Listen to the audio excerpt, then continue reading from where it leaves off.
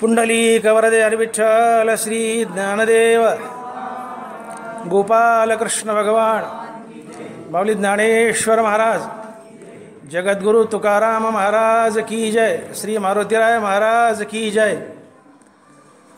मनोनी थोरपण परासांडीजे तेत उत्पत्ती आघवी विसरीजे जय जगा धाकुटे होईजे ते जवळी गमाजी। ग्रंथराज ज्ञानेश्वरी अध्याय क्रमांक 9। मनोनी थोरपण परासांडीजे तेत उत्पत्ती आघवी विसरीजे जय जगा धाकुटे होईजे ते जवळी कमाजी। आम्ही देवाची भक्ती करतो, कीर्तन करतो, प्रवचन करतो, कीर्तन प्रवचन ऐकतो, भक्ती करूनही आम्हाला देव भेटत नाही, असं का व्हावं? मोठा गंभीर प्रश्न आहे। भक्ती करूनही आम्हाला देव भेटत नाही असं का व्हावं?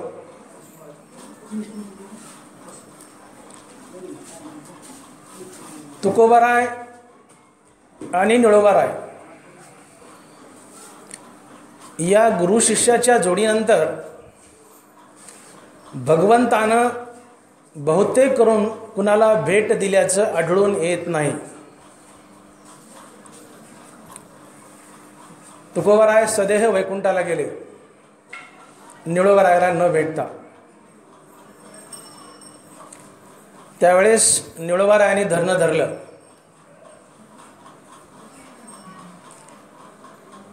आणि तुकोबारायाच्या भेटीचा हट्ट धरला। निळोबारायाचा हट्ट पुरवण्यासाठी स्वतः भगवान विष्णू चतुर्भुज रूपात आले आणि निळोबारायाच्या समोर उभे राहिले आणि म्हणाले, निळोबाराय धरणं सोडा, मी पांडुरंग आलोय, भगवान विष्णू आलोय। त्यावेळेस निळोबारायांच्या मुखातले उद्गार आहेत, निळामणी आम्ही न ओळखोसी देवा, तू कयाचा धावा करीत असे। देवा म्हणले, मी तुला ओळखत नाही, मला तुझी गरज नाहीये, मला तुकाराम महाराज पाहिजेत।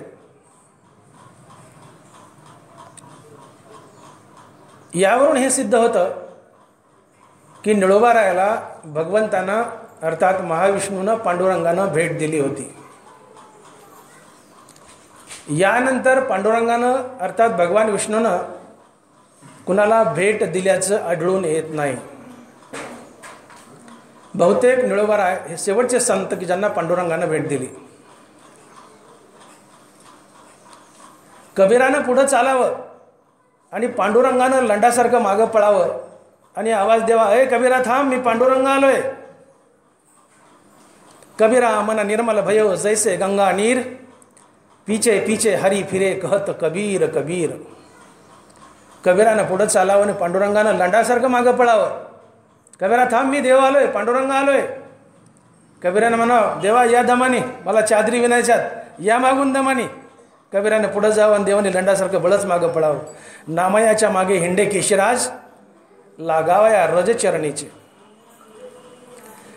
या संतांच्या पायाची धूळ आपल्या मस्तकाला लागावी यासाठी देव वेडा झाला होता। देव लिहिलेले बोलतायत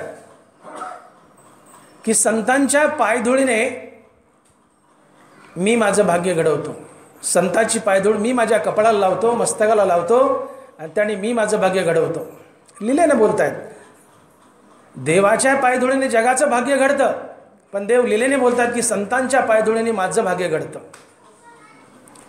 आणि म्हणून ज्ञानोबाराय बोलले, मिया लक्ष्मी डावलोनी केली परोती, तोडून कौस्तुभ घेतला हाती, मग ओढविली वक्षस्थळाची वाखती चरण रजा, अजून पावलाची मुद्रा, मी हृदयी आहे गा सुभद्रा, आपुलिया दैव समुद्रे जतने लागी। बघा संताचा महिमा सांगताना भगवान कृष्ण अर्थात ज्ञानोबराय ज्ञानेश्वरीत काय बोलतायत। भृगु ऋषी तपासून पाहत होता की जगातला खरा देव कोण. भृगु ऋषी ब्रह्मदेवाकडे गेला आणि त्यांनी ब्रह्मदेवाच्या छाताडात लात मारली. ब्रह्मदेव उठल्याने 2 मुस्कडात दिल्या. चलो म्हणले माघारी. भृगु ऋषी निघून आला. त्याची खात्री पडली की पूर्ण देवत्व या ठिकाणी नाही आहे. नंतर भृगु ऋषी महादेवाकडे गेला. महादेवाच्या छाताडात लात घातली. महादेव उठले आणि 2 मुस्कडात दिल्या भृगूच्या. चलो म्हणले माघारी. त्याला तिथंही पटलं की इथंही पूर्ण तो देवत आपल्याला सापडत नाही. शेवटी वैकुंठात गेला भगवंताच्या विष्णूच्या दरबारात आणि भगवंतानं ओळखलं की भृगु ऋषी येत आहे. भगवान आधीच तयारीला लागले आणि ते ज्ञानोबारांनी उद्गार घातलेत भगवंताच्या मुखात. भृगु येत आहे. मिया लक्ष्मी डावलोनी केली परोती. लक्ष्मी भगवंताच्या चरणावर बसलेली होती पाय दाबत. मिया भृगु येतोय. भगवंत बोलतायत. ज्ञानोबा त्यांच्या मुखात शब्द घालतायत. मिया लक्ष्मी डावलोनी केली परोती. तोडून कौस्तुभ घेतला हाती. मग ओढविली वक्षस्थळाची वाखती चरण राजा. लक्ष्मी मी तुला माझ्या पावलावून बाजूला ढकललं. माझ्या गळ्यातला कौस्तुभ मणी मी तोडून माझ्या हातात घेतला, कारण तो फार निबर असतो, कठीण असतो. भृगूनी जर लात मारली तर त्या कौस्तुभ मण्याने भृगूचा पाय फुटला असता. माझ्या भक्ताला इजा होऊ नये म्हणून मी कौस्तुभ मणी तोडला गळ्यातून आणि हातात घेतला आणि स्वतःहून छाती पुढं केली आणि भृगूला म्हणलं मार लाच. आणि भृगूने लात मारली आणि भगवंत बोलतायत. ज्ञानोबा त्यांच्या मुखात शब्द घालतायत. अजून पावलाची मुद्रा मी हृदयी व्हायगा सुभद्रा. आपुलिया दैव समुद्रे जतने लागे. त्या भृगूनी मारलेली लाच त्याचं चिन्ह अजून माझ्या छातीवर आहे, ज्याला स्त्री वत्सलांछन म्हणतात. ते चिन्ह मी अजूनही वागवतो छातीवर. पांडुरंगाच्या छातीवर डाव्या बाजूला पायाचं चिन्ह आहे आणि ती भृगु ऋषीची लात आहे. का? त्या भृगूच्या पायधुळीनं मी माझ्या कपाळाला धूळ लावून माझं भाग्य घडवतो. मला एवढ्या बोलण्यातून तुमचं चित्त इकडं खेचायचं आहे की निवृत्ती, ज्ञानदेव, सोपान, मुक्ताई, नामदेव, एकनाथ, तुकाराम, सावता महाराज, सेना महाराज, हरिदास महाराज, मीराबाई, गोरोबा काका वगैरे वगैरे त्या काळातील सगळे महासंत, देव लंडासारखा यांच्या मागे लागला होता. देव यांच्या संसारात जाऊन राबायचा, चाकरी करायचा. न बोलवता या महापुरुषाच्या, या संतांच्या घरी न बोलवता देव जायचा आणि त्यांची चाकरी करायचा. देव या संतांच्या मागे लागला होता. आम्ही देवाच्या मागे लागलो तरीही आम्हाला देव भेटत नाही. असं का व्हावं? माझा हा प्रश्न आहे. भक्ती करूनही आम्हाला देव भेटत नाही. आम्ही भक्ती करत नाहीत का? आम्ही कीर्तन करतोय, प्रवचन करतोय, कीर्तन प्रवचन ऐकतोय, पण हात वर करा बरं, कुणाकुणाला देव भेटलाय? इथंच नाही, कोणत्याही गावात जा आणि चौकशी करा, कुणाकुणाला देव भेटलाय? का भेटत नाही बरं? या संतांच्या मागे देव लंडासारखा फिरत होता. बळच देवाने आवाज द्यावा. संतांनी म्हणा, देवा ये मागून, मी चादरी विनायला चाललो, दमानी ये. काय महात्म्य असेल या संतांचं? देवाने आवाज द्यावा, पांडुरंगाने. समजा मला आवाज दिला, डॉक्टर मोठे साहेब, भागवतराव थांबा, मी पांडुरंग आलोय, आणि मी म्हणतो या देवा दमाने मला पेशंट तपासायचे, या पांडुरंगा दमाने. काय भाग्य असेल माझं? ही वेळ आमच्या जीवनात का येऊ नये? देवाने मला आवाज द्यावा, डॉक्टर मोठे साहेब थांबा, पांडुरंगाने म्हणा मोठे साहेब थांबा, मी आलोय, आणि मी म्हणा देवा दमानी या, मला पेशंट तपासायचे डोळ्याचे, मी येतो, पुढं चालतो, तुम्ही या दमानी. कबीरानं पुढं चालवून देवाने लंडासारखा आवाज द्यावा. कबीराने म्हणावं देवा दमानी या, मला चादरी विनायच्यात, आणि देवाने मागं पडावं लंडासारखं. ही अवस्था आमच्या जीवनात का येऊ नये? कुठं चुकतो आम्ही?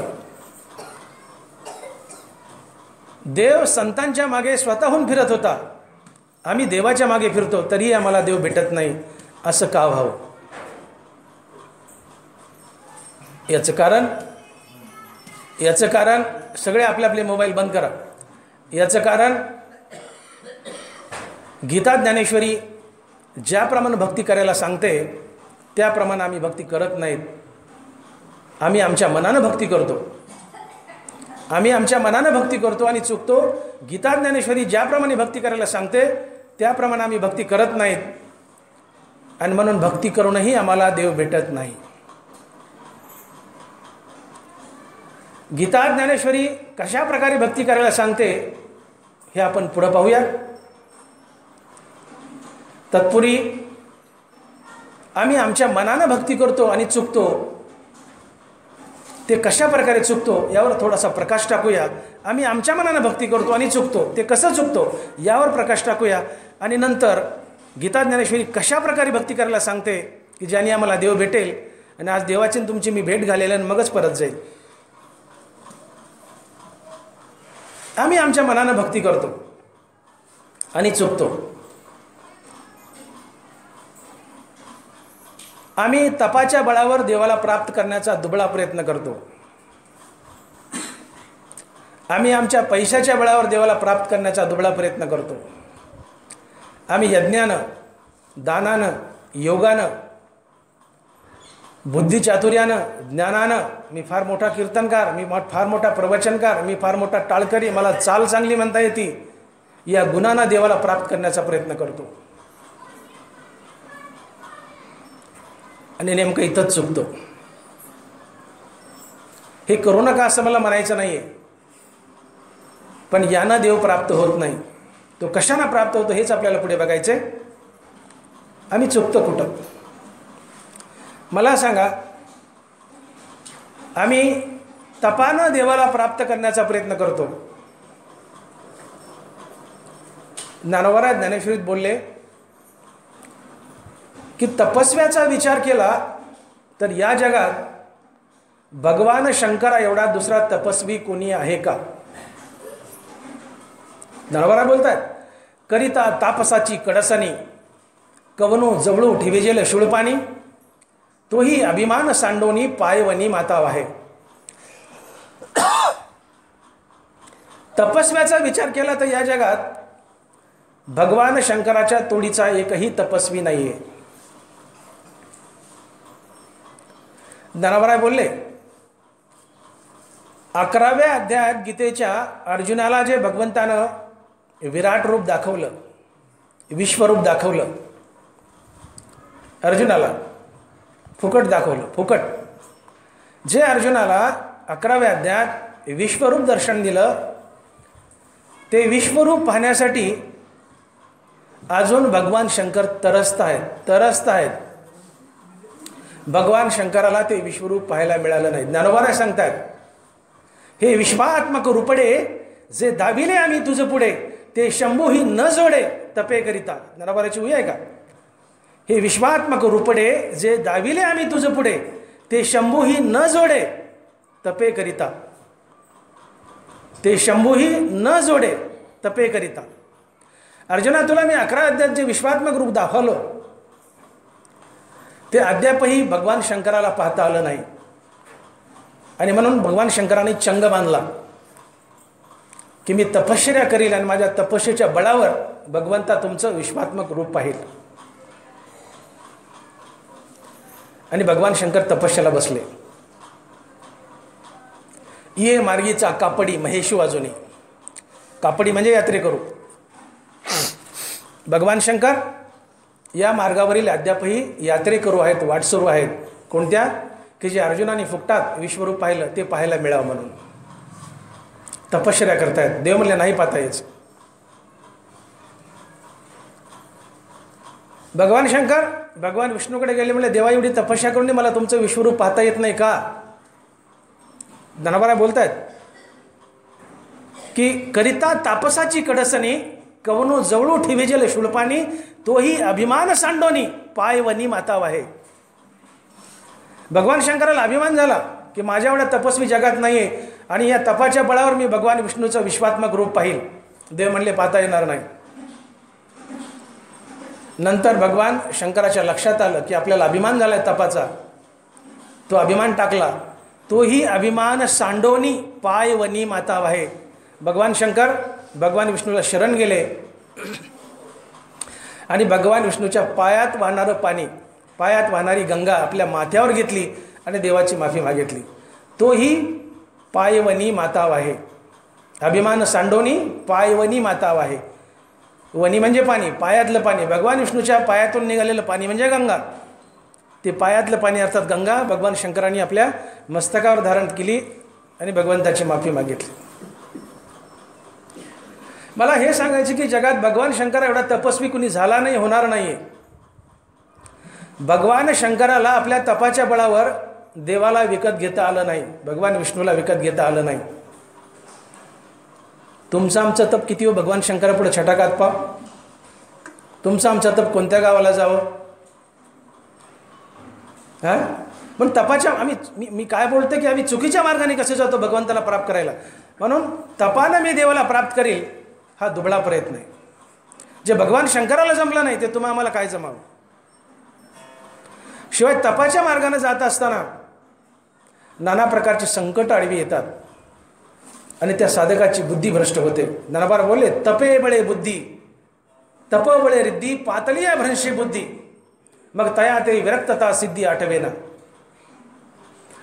तप केल्यानंतर तप करणाऱ्या माणसाला तपाचं सामर्थ्य प्राप्त होतं आणि तपाचं सामर्थ्य प्राप्त झालं की त्याला रिद्धिसिद्धी प्राप्त होतात. ज्ञानोबा बोलतात, तपोबळे रिद्धी पातळीया भ्रंशी बुद्धी, मग तया ते विरक्तता सिद्धी आठवेना.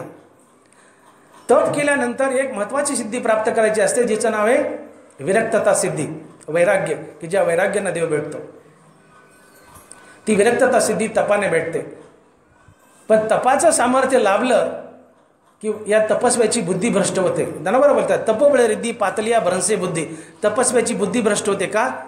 त्याला रिद्धिसिद्धी प्राप्त होतात आणि हा रिद्धिसिद्धीच्या चमत्कारात अडकतो आणि विरक्तता सिद्धीला अर्थात वैराग्याला विसरतो. की जसं एखादा मनुष्य, ज्ञानोबाच बोलतात, एखादा मनुष्य घरात सुंदर पत्नी आहे पण एखादी परक्याची जर स्त्री आवडली तर आपल्या बायकोला सोडतो आणि परस्त्रीच्या मागे लागतो. ज्ञानोबाच शब्द आहेत, नवी आवडीचे निभरे कामुक निज वनिता विसरे. ज्ञानोबा बोलतात, नवी आवडीचे निभरे कामुक निज वनिता विसरे. आपल्या बायकोला विसरतो आणि परक्याच्या बाई मागे लागतो. ज्ञानोबा बोलतात कसं की ज्या तपाच्या बळावर वैराग्य सिद्धी प्राप्त करायची तिला विसरतो आणि रिद्धिसिद्धीच्या चमत्कारात अडकतो आणि स्वतःचं पतन करून घेतो. म्हणजे तपस्वी असतात बघा, जे तपस्वी असतात डोंगरातून आलेले, ते जटा वाढलेले, त्यांच्या तोंडातून तुम्ही शब्द ऐकले असतील, फुकून टाकेल, जाळून टाकेल. त्यांचे शब्द ऐकले असतील तुम्ही. हे तपस्वी चिमटे बिमटे घेऊन फिरतात ना लोक, फुकून टाकेल, जाळून टाकेल. ते खरंच असते, ते खोटं नाही, खरंच असते. त्यांना रिद्धिसिद्धी प्राप्त असतात आणि रिद्धिसिद्धीच्या सामर्थ्यानं ते बोलत असतात. पण होतं काय की या रिद्धिसिद्धीच्या चमत्कारात अडकतो आणि वैराग्य सिद्धीला विसरतो आणि देव दुरावतो. म्हणून तपाच्या बळावर देवाला प्राप्त करण्याचा दुबळा प्रयत्न करू नका. आम्ही पैशाच्या बळावर देवाला प्राप्त करण्याचा दुबळा प्रयत्न करतो. बरीचशी श्रीमंत माणसं देवाला सोन्याचं सिंहासन आणि सोन्याचा मुकुट दान करतात आणि मग पेपरात बातमी येते, देवाला सोन्याचं सिंहासन, देवाला सोन्याचा मुकुट दान, देवाला 10 कोटीची मिळकत, देव मालामाल, देव मालामाल. अशा टी व्हीवर बातम्या येतात, पेपरला बातमी येते. बाजूला तुम्ही संस्थानेत बघत असतात, मोठमोठे संस्थान आहेत, मी नाव घेत नाही संस्थानाचं, पण मोठमोठी संस्थान आहेत की जिथे श्रीमंत लोक गर्दी करतात आणि देवाला सोन्याचं सिंहासन आणि सोन्याचा मुकुट दान करतात आणि त्यांना वाटतं आम्ही या सोन्याच्या आणि पैशाच्या जीवावर देवाला विकत घेऊ. मला सांगा, श्रीमंतीचा जर विचार केला तर या जगात लक्ष्मीच्या तोडीचा दुसरा कोणी श्रीमंत आहे का? जगात सगळ्यात श्रीमंत कोण असेल तर लक्ष्मी. या लक्ष्मीच्या श्रीमंतीचं वर्णन करताना ज्ञानोबा ज्ञानेश्वरीत बोलतायत की लक्ष्मीची दासी किती श्रीमंत असते. त्या दासीचं वर्णन केलंय, त्याच्याहून अंदाज काढा म्हणले की दासी एवढी श्रीमंत आहे तर लक्ष्मी किती श्रीमंत असेल. लक्ष्मीची दासी किती श्रीमंत आहे? ज्ञानोबा बोलतात 9व्या अध्यायात, लक्ष्मीच्या दासीने जर भातुकलीचा बाहुल्याचा खेळ मांडला तर त्या खेळातलं बाहुलं इंद्राच्या तोडीचं असतं, त्या खेळातलं गाव स्वर्गाच्या तोडीचं असतं आणि त्या खेळातलं झाड कल्पतरूच्या तोडीचं असतं. हे ज्ञानोबा बोलतात 9व्या अध्यायात. लक्ष्मीची दासी एवढी श्रीमंत आहे, तर ती लक्ष्मी किती श्रीमंत असेल. ही लक्ष्मी ज्यावेळेस समुद्र मंथनातून निघाली, तिचं ते तेजस्वी रूप पाहून, लक्ष्मीच ती नावच लक्ष्मी आहे, तिचं तेजस्वी रूप पाहून सगळे देव आणि दानव लक्ष्मीकडे धावले तिच्यासोबत लग्न करण्यासाठी. पण लक्ष्मीचं एक तत्व आहे, जो लक्ष्मीबद्दल उदास असतो लक्ष्मी त्याच्या पाठीमागे लागते, आणि जो लक्ष्मीबद्दल हावरा असतो लक्ष्मी त्याच्याकडे कधीच जात नाही. न मागे त्याची रमा होय दासी, न मागे त्याची रमा होय दासी. रमा म्हणजे लक्ष्मी, लक्ष्मी दासी होते पण कोणाची? जो लक्ष्मीबद्दल उदास असतो, तिला मागत नाही, बाई तू मला नकोयच म्हणतो, ती बळच त्याच्या मागे लागते. न मागे त्याची रमा होय दासी. सगळे लालसेने लक्ष्मीच्या मागे धावले देवदानव, लक्ष्मीने त्यांचा धिक्कार केला,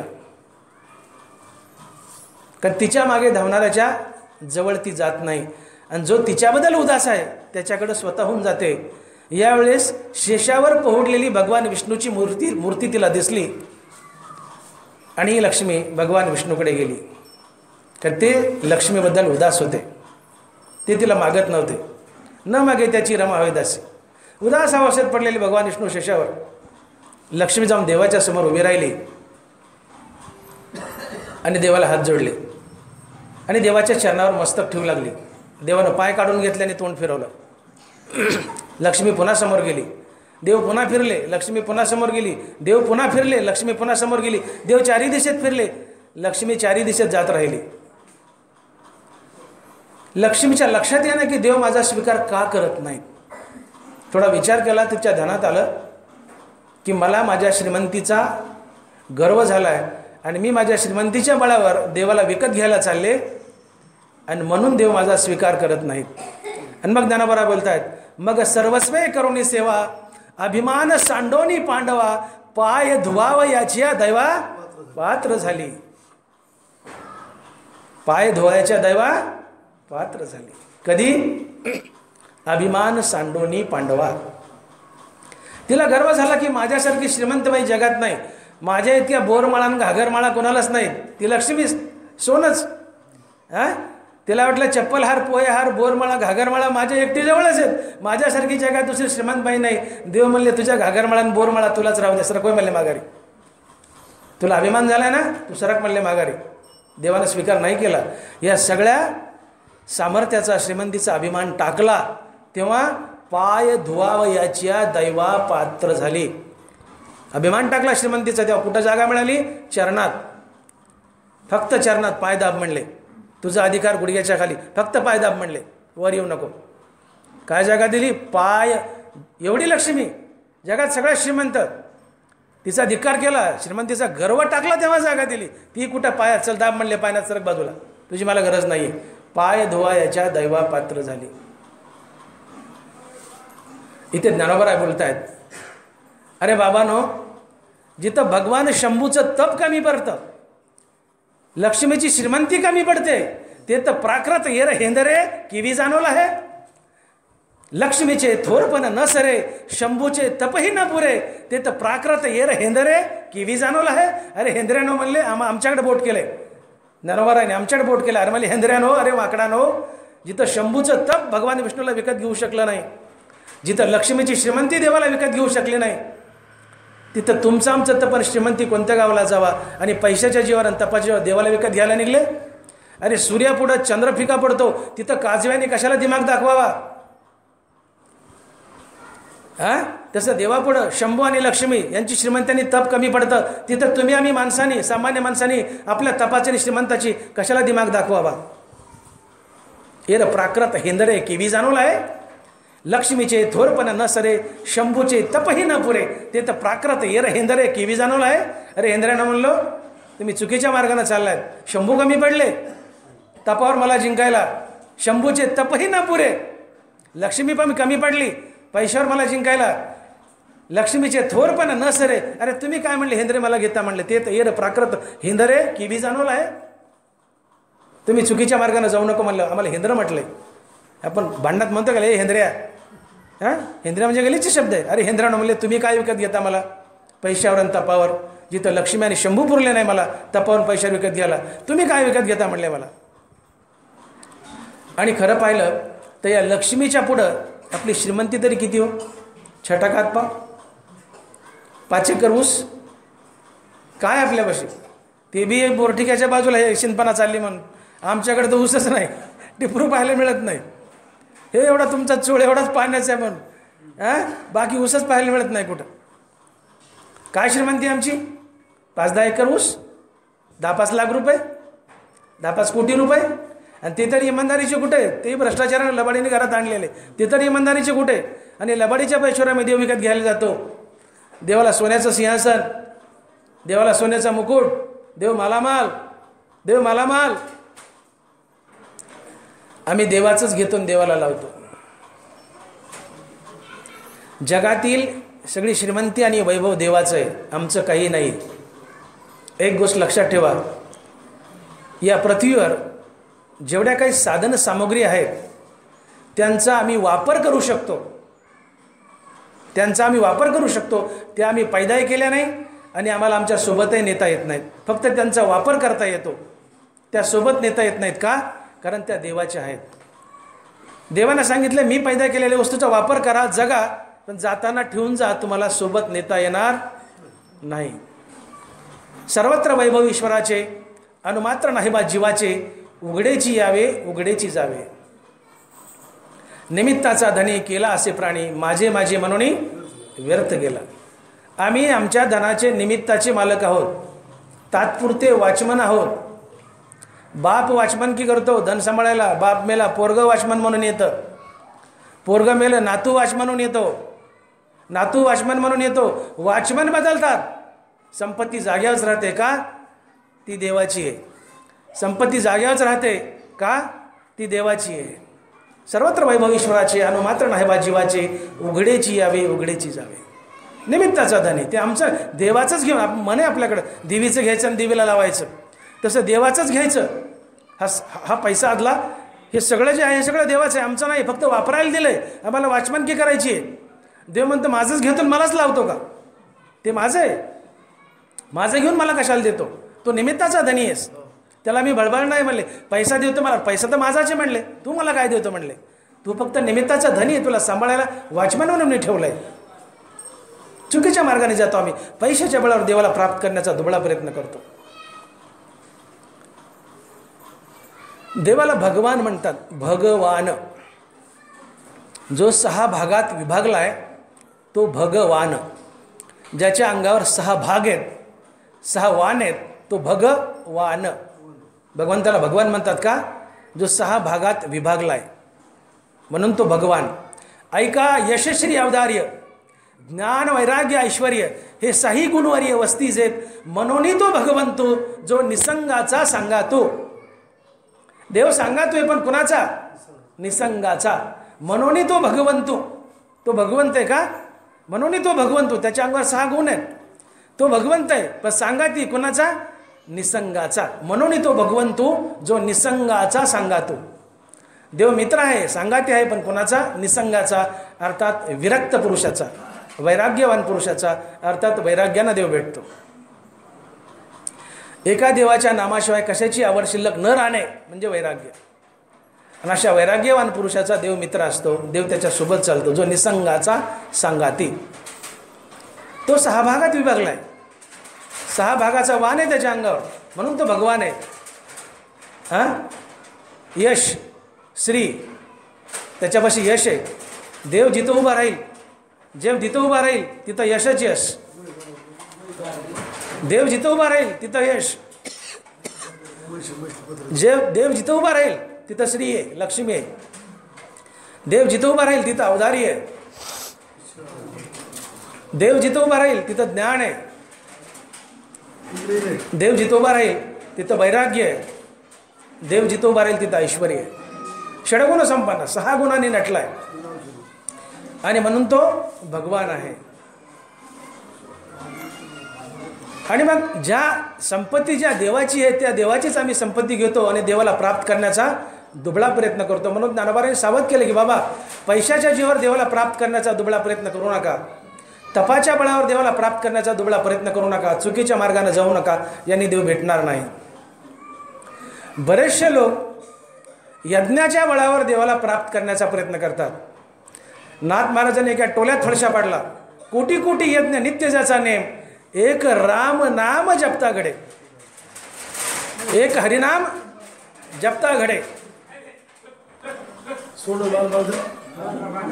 कोट्यावधी यज्ञ बरोबर, कोट्यावधी यज्ञ एकीकडे आणि एकदा राम म्हटलेले एकीकडे.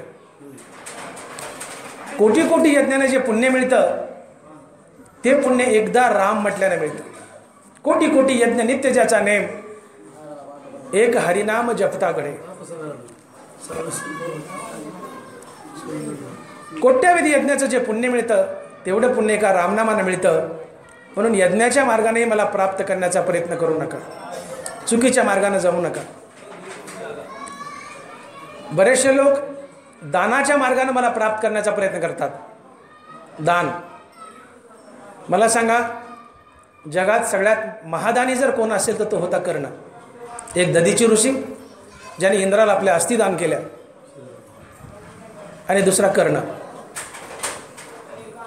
या कर्णासारखा दानी न भूतो न भविष्यती झाला नाही, होणार नाही. ज्यांनी आपली कवच कुंडलं इंद्राला दान केली. अर्जुनाचा सक्का भाऊ कर्ण, पण अर्जुनाने जे 11व्या अध्यायात विराट रूप फुकटात पाहिलं, विश्वरूप फुकटात पाहिलं, ते विश्वरूप कर्णाला दानाच्या बळावर पाहता आलं नाही. दानही देवाला प्राप्त करण्यासाठी कमी पडते. याचा अर्थ दान करू नका असं मला म्हणायचं नाही.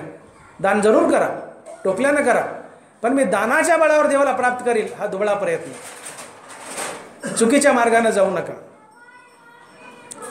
बरेचसे लोक योगाच्या मार्गाने जातात देवाला प्राप्त करण्यासाठी. योग, या योगाची तर मोठी गंमत झाली.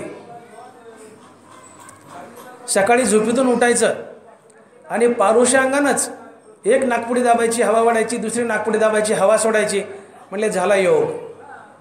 पारुषांगानं बसल्या जागेवरच एका नाकपुडी हवा वाढायची, एका नाकपुडी हवा सोडायची, म्हणले झाला योग.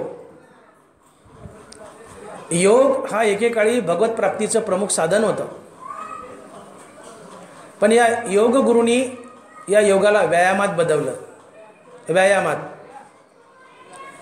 साखरेचा ऊसाचा मुख्य प्रॉडक्ट काय असतो?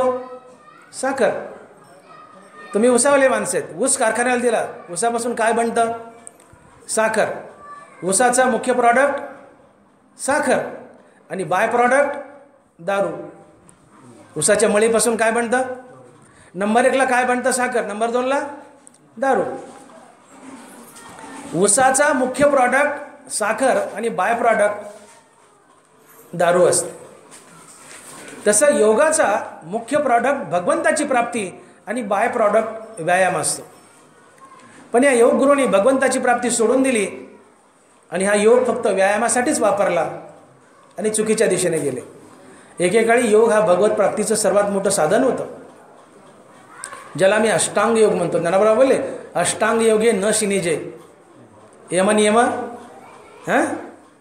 वाचा गीत गायजे, वाचा गीत जाय. हा योग जो आहे अष्टांग योग 8 भागात विभागला आहे.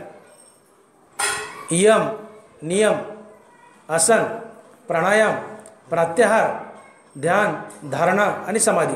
8 अंग आहेत योगाचे. प्रत्याहार म्हणजे इंद्रिय निग्रह, यम नियम मनोनिग्रह, ब्रह्मचर्य, अस्तेय, सत्यता, नामस्मरण, या गोष्टी ज्याच्या अंगात आहेत त्याला योग घडत असतो. योग करायचा असेल तर ब्रह्मचर्य पाळावं लागतं. ब्रह्मचर्य, इंद्रिय निग्रह करावा लागतो, मनोनिग्रह करावा लागतो. आणि तर आम्ही पारुषांगाने उठल्या आणि झोपल्या जागीच एका नाकाने हवा वाढायची, एका नाकाने हवा सोडायची, झाला म्हणले योग. या योगाच्या मार्गाने जाणारे चुकीच्या मार्गाने गेले. ज्ञानोबा बोलले या मार्गाने जाऊ नका. अष्टांग योगे न सिनीजे, यम नियम न कीजे राया, वाचा गीत गाईजे, वाचा गीत गाईजे. बरेचसे माणसं आपल्या ज्ञानाच्या बळावर देवाला प्राप्त करण्याचा दुबळा प्रयत्न करतात. माझ्या एवढा ज्ञानी जगात कोण नाही आहे. या जगात जर विचार केला तर वेदा एवढा दुसरा ज्ञानी कोणी आहे का? जाणीवेची निवळे वेगाहुनी कोण आळगळे, हा शेषावनी तोंडाळे बोलके हाती. जाणीवेची निवळे वेदाहुनी कोण आगळे, शेषावनी तोंडाळे बोलके हाती. ज्ञानाचा विचार केला तर जगात वेदा एवढा दुसरा कोणी ज्ञानी नाही. आणि तोंडाचा विचार केला तर शेषावडी तोंड कुणाला नाहीत. त्याला 1000 तोंड आहेत. त्याला सहस्त्र फण म्हणतात. शेषाला 1000 तोंड आहेत. शेषावनी तोंडाळे कोण हाती. पण या शेषाला विचारलं की शेषा, देव तुझ्यावर झोपतो, देव कसा आहे? ननवरा बोले, तोही अंतुर्ना तळवटी धडे, ए तू इरू नेती नेती म्हणून बहुडे, ए तर सनकाधिक वेडे पिसे झाले. शेषाला विचारलं, शेषा देव तुझ्यावर रात्रंदिवस झोपलेला आहे, हा देव कसा आहे? ते लाजलं. तोही अंथरुणा तळवटी धडे. त्याने आपल्याच भिंडुळाखाली तोंड खूप असलं. म्हणले देव कसा आपल्याला माहीत नाही. बघ, हा शेषा पुजाऱ्यासारखा आहे. पुजारी 24 तास देवाजवळ असतो. पुजारी 24 तास देवाजवळ असतो, पण त्याला देव कळत नाही. हो, शेषा पुजाऱ्यासारखा आहे. शेषा देव कसा आहे? 24 तास देव तुझ्यावर झोपलाय. भगवान विष्णू तुझ्यावर झोपले, देव कसा आहे? तोही अंतरुणा तळवटी दडे. तोंड खूप असलं आपल्या भिंडुळाखाली, अंतरुणाखाली. म्हणले देव कसा आहे मला माहीत नाही. बा, वेदाला विचारलं, वेदा देव कसा आहे? येरू नेती नेती म्हणून बहुडे. वेद पळत सुटला हात वर करून, देव कसा आहे आपल्याला माहीत नाही. बा, देव सगळ्यात ज्ञानी ना म्हणले तू. अरे देव सांग ना कसा आहे. म्हणले येरू नेती नेती म्हणून बहुडे. पळत सुटला. म्हणले देव कसा आहे माहीत नाही, देव कसा आहे माहीत नाही. हे तर सनकाधिक वेडे पिसे झाले. सनकाधिकाचा वेड पिसा लागलं देव कसा ओळखून घेण्यासाठी. वेदाला सांगता आला नाही, शेषाला सांगता आला नाही. वेदाचे बहुवस्पन न देखेची जयाचे अंगण. वेद विशाल आहे, ज्ञानी आहे, पण त्याला देवाचं अंगण सुद्धा पाहायला मिळालं नाही. म्हणून मिजाज मारू नका की आम्ही फार ज्ञानी आहेत, आम्हाला शास्त्र पाठ आहे, व्युत्पत्ती आगवी विसरायचे, आम्हाला शास्त्र तोंड पाठ आहे, आम्हाला ज्ञानेश्वरी तोंड पाठ आहे, गाथा तोंड पाठ आहे, आम्हाला गीता तोंड पाठ आहे, आम्ही उत्तम कीर्तनकार आहोत, आम्ही उत्तम प्रवचनकार आहोत, आम्ही उत्तम टाळकरी आहोत, आम्हाला चाल सुंदर म्हणता येते. देव म्हणले या गुणाचा रुबाब माझ्या पुढे गाजू नकोस, याने मी तुला भेटणार नाही. चुकीच्या मार्गाने जाऊ नको, मी तुला याने भेटणार नाही. मग जवळजवळ अर्धा तास होत आलाय. तुम्ही म्हणताल डॉक्टर मोठे साहेब, अर्धा तास झालं तुम्ही सांगतायत देव यांनी भेटत नाही, देव त्यांनी भेटत नाही. मग आमची आतुरता वाढत चालली. नेमकं देव भेटतो कशाने हे सांगा ना लवकर. हां, आम्ही गॅसवर आलोत, सलाईनवर आलोत, आम्हाला सांगा लवकर. आतुरता वाढायली. भेटत कशाने नाही सांगितलंय, पण भेटतो कशाने सांगा ना लवकर. तर त्याचं उत्तर आज ज्ञानोबा या ओळीत देतात. मनोनी थोरपण परा सांडीजे, ते तर उत्पत्ती आगवीच विसरीजे. जय जगा धाकुटे होईजे, तय जवळी कमाशी. जय जगा धाकुटे होईजे, तय जवळी कमाशी. लक्ष्मी पैशाच्या बळावर देवाजवळ आली, पैशाच्या बळावर देवाला विकत घ्यायला पाहिलं. देव म्हणले माघारी सरक. ओवीची सुरुवात बघा. मनोनी मनोनी थोरपण परा सांडीजे. मनोनी शब्द जर वाक्यात आला तर तो मागची चूक दाखवत असतो. काय बोललो मी? म्हणून शब्द जर वाक्यात आला तर तो मागची चूक दाखवत असतो. दोन माणसाची भांडणं लागली आहेत आणि एक माणूस दुसऱ्या माणसाला फार फार फार फार फार फार बोलला. आता दुसराही बोलायला लागला. तर पहिला म्हणतो तू का मला बोलायला? अरे म्हणले तू लाख आधी बोललास म्हणून मी बोलायलोय. तू लाख बोललास म्हणून मी बोलायलोय. मनोनी, म्हणून शब्द मनोनी थोरपण परा सांडीजे. म्हणून शब्द कुठल्याही वाक्याच्या सुरुवातीला आला की तो मागची चूक दाखवत असतो. बापाने मुलाला बदाड बदाड मारले. पोरगं म्हणतं दादा का मारलं? अरे तुला लाख वेळेस सांगितलंय तू सुधरत नाहीस, वाईटच वागतो म्हणून तुला मारलं. का मारलंय? लाख वेळेस सांगितलं तू सुधरत नाही म्हणून तुला मारले. मनोनी, म्हणून शब्द वाक्यात आला तर तो मागची चूक दाखवत असतो. लक्ष्मी, तुला पैशाचा गर्व झाला, तुला वाटलं पैशाच्या बळावर मी भगवान विष्णूला विकत घेईल, तू चुकलीस. पैशाचा गर्व टाक. मनोनी थोरपण, पैशाचा थोरपण टाक. मी त्याला बोलणार नाही तू चुकलीस, पैशाच्या बळावर मला विकत घ्यायला चाललीस, तू चुकलीस, पैशाने मी भेटत नाही. मनोनी थोरपण परा सांडीजे. पैशाचा गर्व टाक, पैशाचा गर्व झाला, चुकलीस, तुला मी भेटणार नाही. मनोनी, हे भगवान शंकरा, तुम्ही तपाच्या बळावर मला विकत घ्यायला निघाले, मी तपाच्या बळावर प्राप्त होणार नाहीये. तुम्हाला गर्व झाला, तो गर्व टाका, तुम्ही चुकले.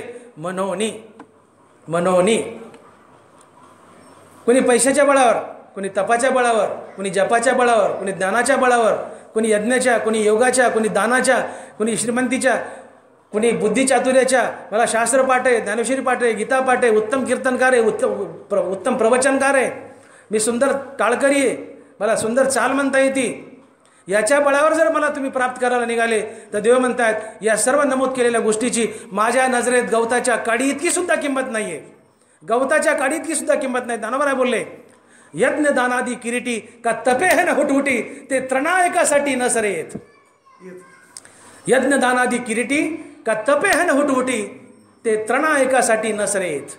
बरोबर आहे.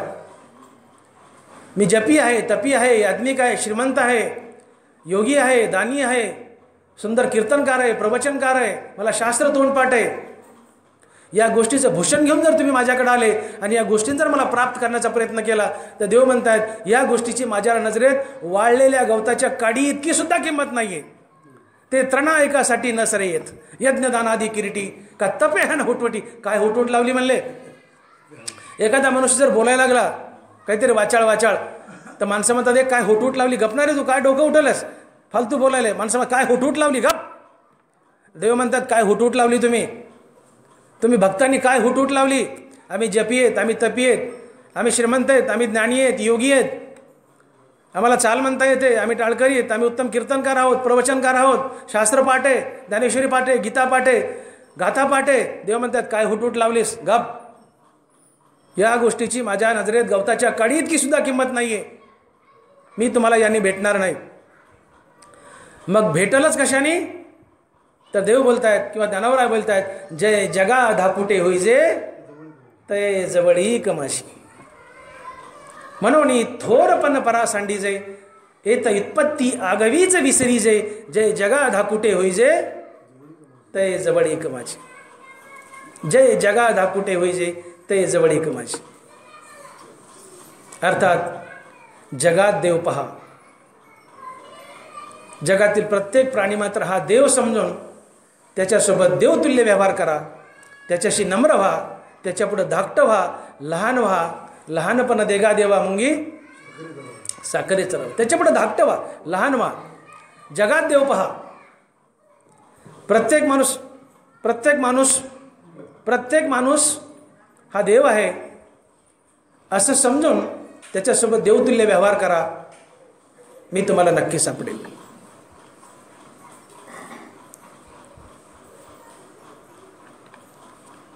मी सुरुवातीला असा प्रश्न उभा केला होता की देव संताच्या मागे लागलाय, देव संताच्या मागे लंडासारखा फिरतो, आम्ही देवाच्या मागे फिरतो, तरी आम्हाला देव का भेटत नाही. देव संतांना बळच भेटतो, त्यांच्या संसारात राबतो, त्यांची चाकरी करतो, त्यांचं दास्यत्व करतो. देव संताच्या मागे फिरतो, ज्ञानोबा तुकोबाच्या. आम्ही देवाच्या मागे फिरतो, तरी आम्हाला देव का भेटत नाही. असा प्रश्न मी सुरुवातीला उभा केला होता. तर याचं उत्तर होतं की आम्ही आमच्या मनानं भक्ती करतो आणि चुकतो. ते कसं चुकतो आतापर्यंत आपण वर्णन केलंय. आम्ही गीता ज्ञानेश्वरी जसं सांगतो तशी भक्ती करत नाहीत, म्हणून भक्ती करूनही आम्हाला देव भेटत नाही. मग असा प्रश्न उभा राहतो की गीता ज्ञानेश्वरी नेमकी भक्ती कशा प्रकारे करा म्हणते म्हणजे आम्हाला देव भेटेल. गीता ज्ञानेश्वरीची नेमकी इच्छा तरी काय आहे भक्तीच्या बाबतीत की कशी भक्ती करा म्हणजे देव भेटेल. तर ज्ञानोबा ज्ञानेश्वरी सांगतायत की देवाची भक्ती कशी करा म्हणजे तुम्हाला नक्की देव भेटेल. ज्ञानोबा म्हणतात तैसे स्वामीचे मनोभावा न चुकीचे हेची परमसेवा एर तो पांडवा वाणिज्य करणे. तैसे स्वामीचे मनोभावा न चुकीचे हेची परमसेवा. च लावले सकारात्मक. हेची परमसेवा. स्वामी म्हणजे देव, मनोभाव म्हणजे इच्छा. स्वामीचे मनोभावा न चुकीचे हेची परमसेवा. भगवंताची भक्ती अर्थात परमसेवा जर काय असेल तर भगवंताच्या इच्छेप्रमाणे वागणं हीच भगवंताची सेवा आहे, भगवंताची भक्ती आहे. पत्नीनं पतीच्या इच्छेप्रमाणे वागणं म्हणजे पत्नीकडून पतीची केली जाणारी सेवा होय, भक्ती होय. मुलानं मायबापाच्या इच्छेप्रमाणे वागणे म्हणजे मुलाकडून मायबापाची केली जाणारी सेवा होय, भक्ती होय. शिष्यानं गुरुच्या इच्छेप्रमाणे वागणं म्हणजे शिष्याकडून गुरुची केली जाणारी सेवा होय, भक्ती होय. नोकरानं मालकाच्या इच्छेप्रमाणे वागणे म्हणजे नोकराकडून मालकाची केली जाणारी सेवा होय, भक्ती होय. तसं भक्तानं देवाच्या इच्छेप्रमाणे वागणं म्हणजे भक्ताकडून देवाची केली जाणारी सेवा होय, भक्ती होय. ज्याची आपण भक्ती करतो त्याच्या इच्छेप्रमाणे वागणं म्हणजे भक्ती. तैसे स्वामीचे मनोभावा न चुकीचे हेची परमसेवा एरतो पांडवा वाणिज्य करणे. ज्याची आम्ही भक्ती करतो त्याच्या इच्छेप्रमाणे वागणं म्हणजेच भक्ती. मग देवाच्या इच्छेप्रमाणे वागणं हीच देवाची सेवा, हीच देवाची भक्ती, अशी ज्ञानोबा ज्ञानेश्वरीत भक्तीची व्याख्या करतात. मग पुढचा प्रश्न असा उभा राहतो की देवाची नेमकी काय इच्छा आहे. देवाच्या इच्छेप्रमाणे वागणं जर भक्ती असेल तर देवाची इच्छा काय आहे. देवानं गीता ज्ञानेश्वरीमध्ये आपल्या 3 इच्छा व्यक्त केल्यात. देव बोलतायत त्या 3 इच्छा. पहिली इच्छा, सकाळी उठल्यापासून तर रात्री झोपेपर्यंत आपलं प्रत्येक कर्म देवाची पूजा म्हणून करा. स्वकर्माचे चोखाळी मज पूजा करुणी भली, तेने प्रसादे आकळी ज्ञाननिष्ठेते. तया सर्वात्मका ईश्वरा स्वकर्म कुसुमाची वीरा, पूजा केली होय अपारा तोषा लागे. आपलं प्रत्येक कर्म देवाची पूजा म्हणून करा, ही देवाची पहिली इच्छा आहे. देवाची दुसरी इच्छा, हे सर्व कर्म करताना आपलं चित्त सातत्यानं हरिनामात बांधून ठेवा. मच्चित्त सततम भव, तू अवचित कर्मे आगवी आचरोणी मज अर्पावी, परी चित्तवृत्ती न्यासावी आत्मरूपी. मच्चित्त सततम भव. पहिली इच्छा, आपलं प्रत्येक कर्म देवाची पूजा म्हणून करा. दुसरी इच्छा, हे सर्व कर्म करताना या कर्माला हरिनामाची संगती द्या. आणि तिसरी इच्छा, आजचं प्रवचन, जय जगा धाकुटे होईजे ते जवळीक माझी, जे जे भेटे भूत ते ते मानिजे भगवंत, हा भक्तियोग निश्चित जाण माझा, ही देवाची तिसरी इच्छा आहे. साधा भक्तियोग नाही, भक्तियोग निश्चित, निश्चित शब्द, निश्चित जाण माझा. तिसरी इच्छा, जगातील प्रत्येक प्राणी मात्र हा देव आहे असं समजून त्याच्यासोबत देवतुल्य व्यवहार करा. आधी ब्रह्मा करोनी शेवटी मशक धरोनी, माझी समस्त जाणोनी स्वरूप माझे.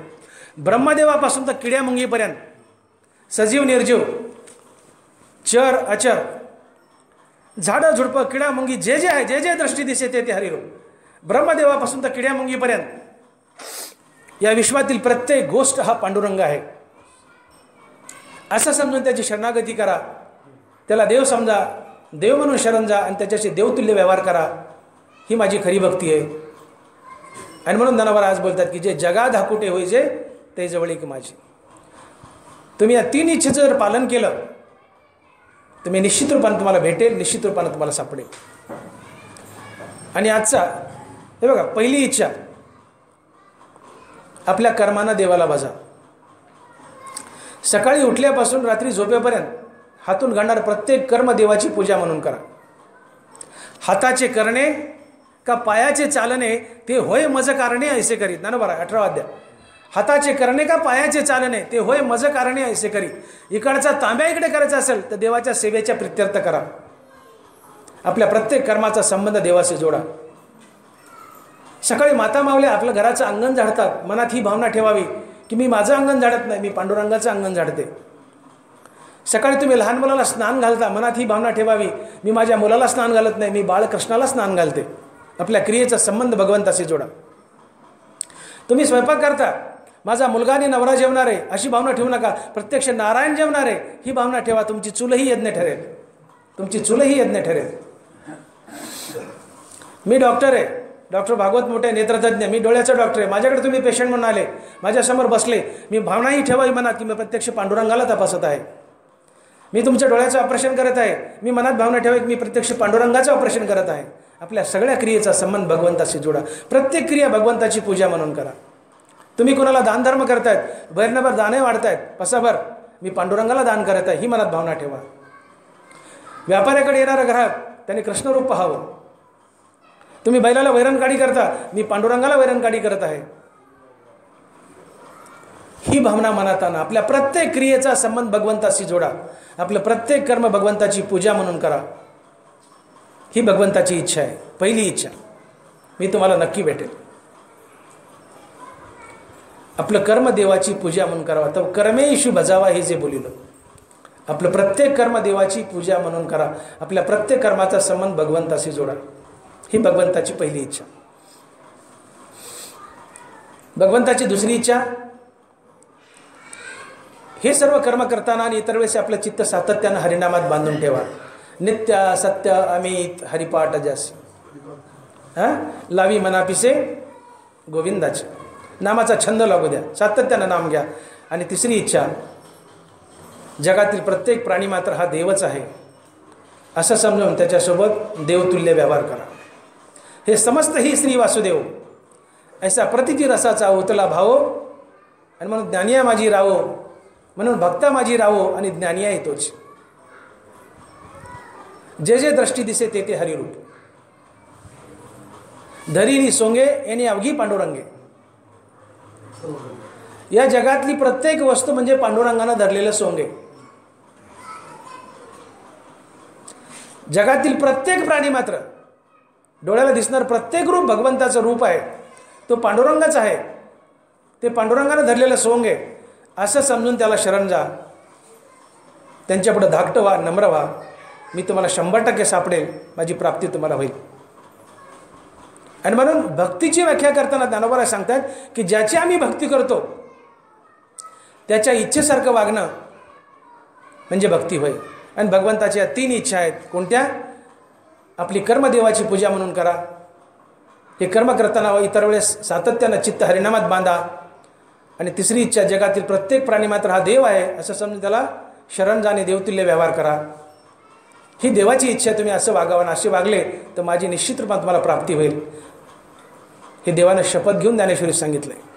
शपथ घेऊन बघा तुम्ही, देवाने या 3 प्रकारच्या इच्छा व्यक्त केल्यात.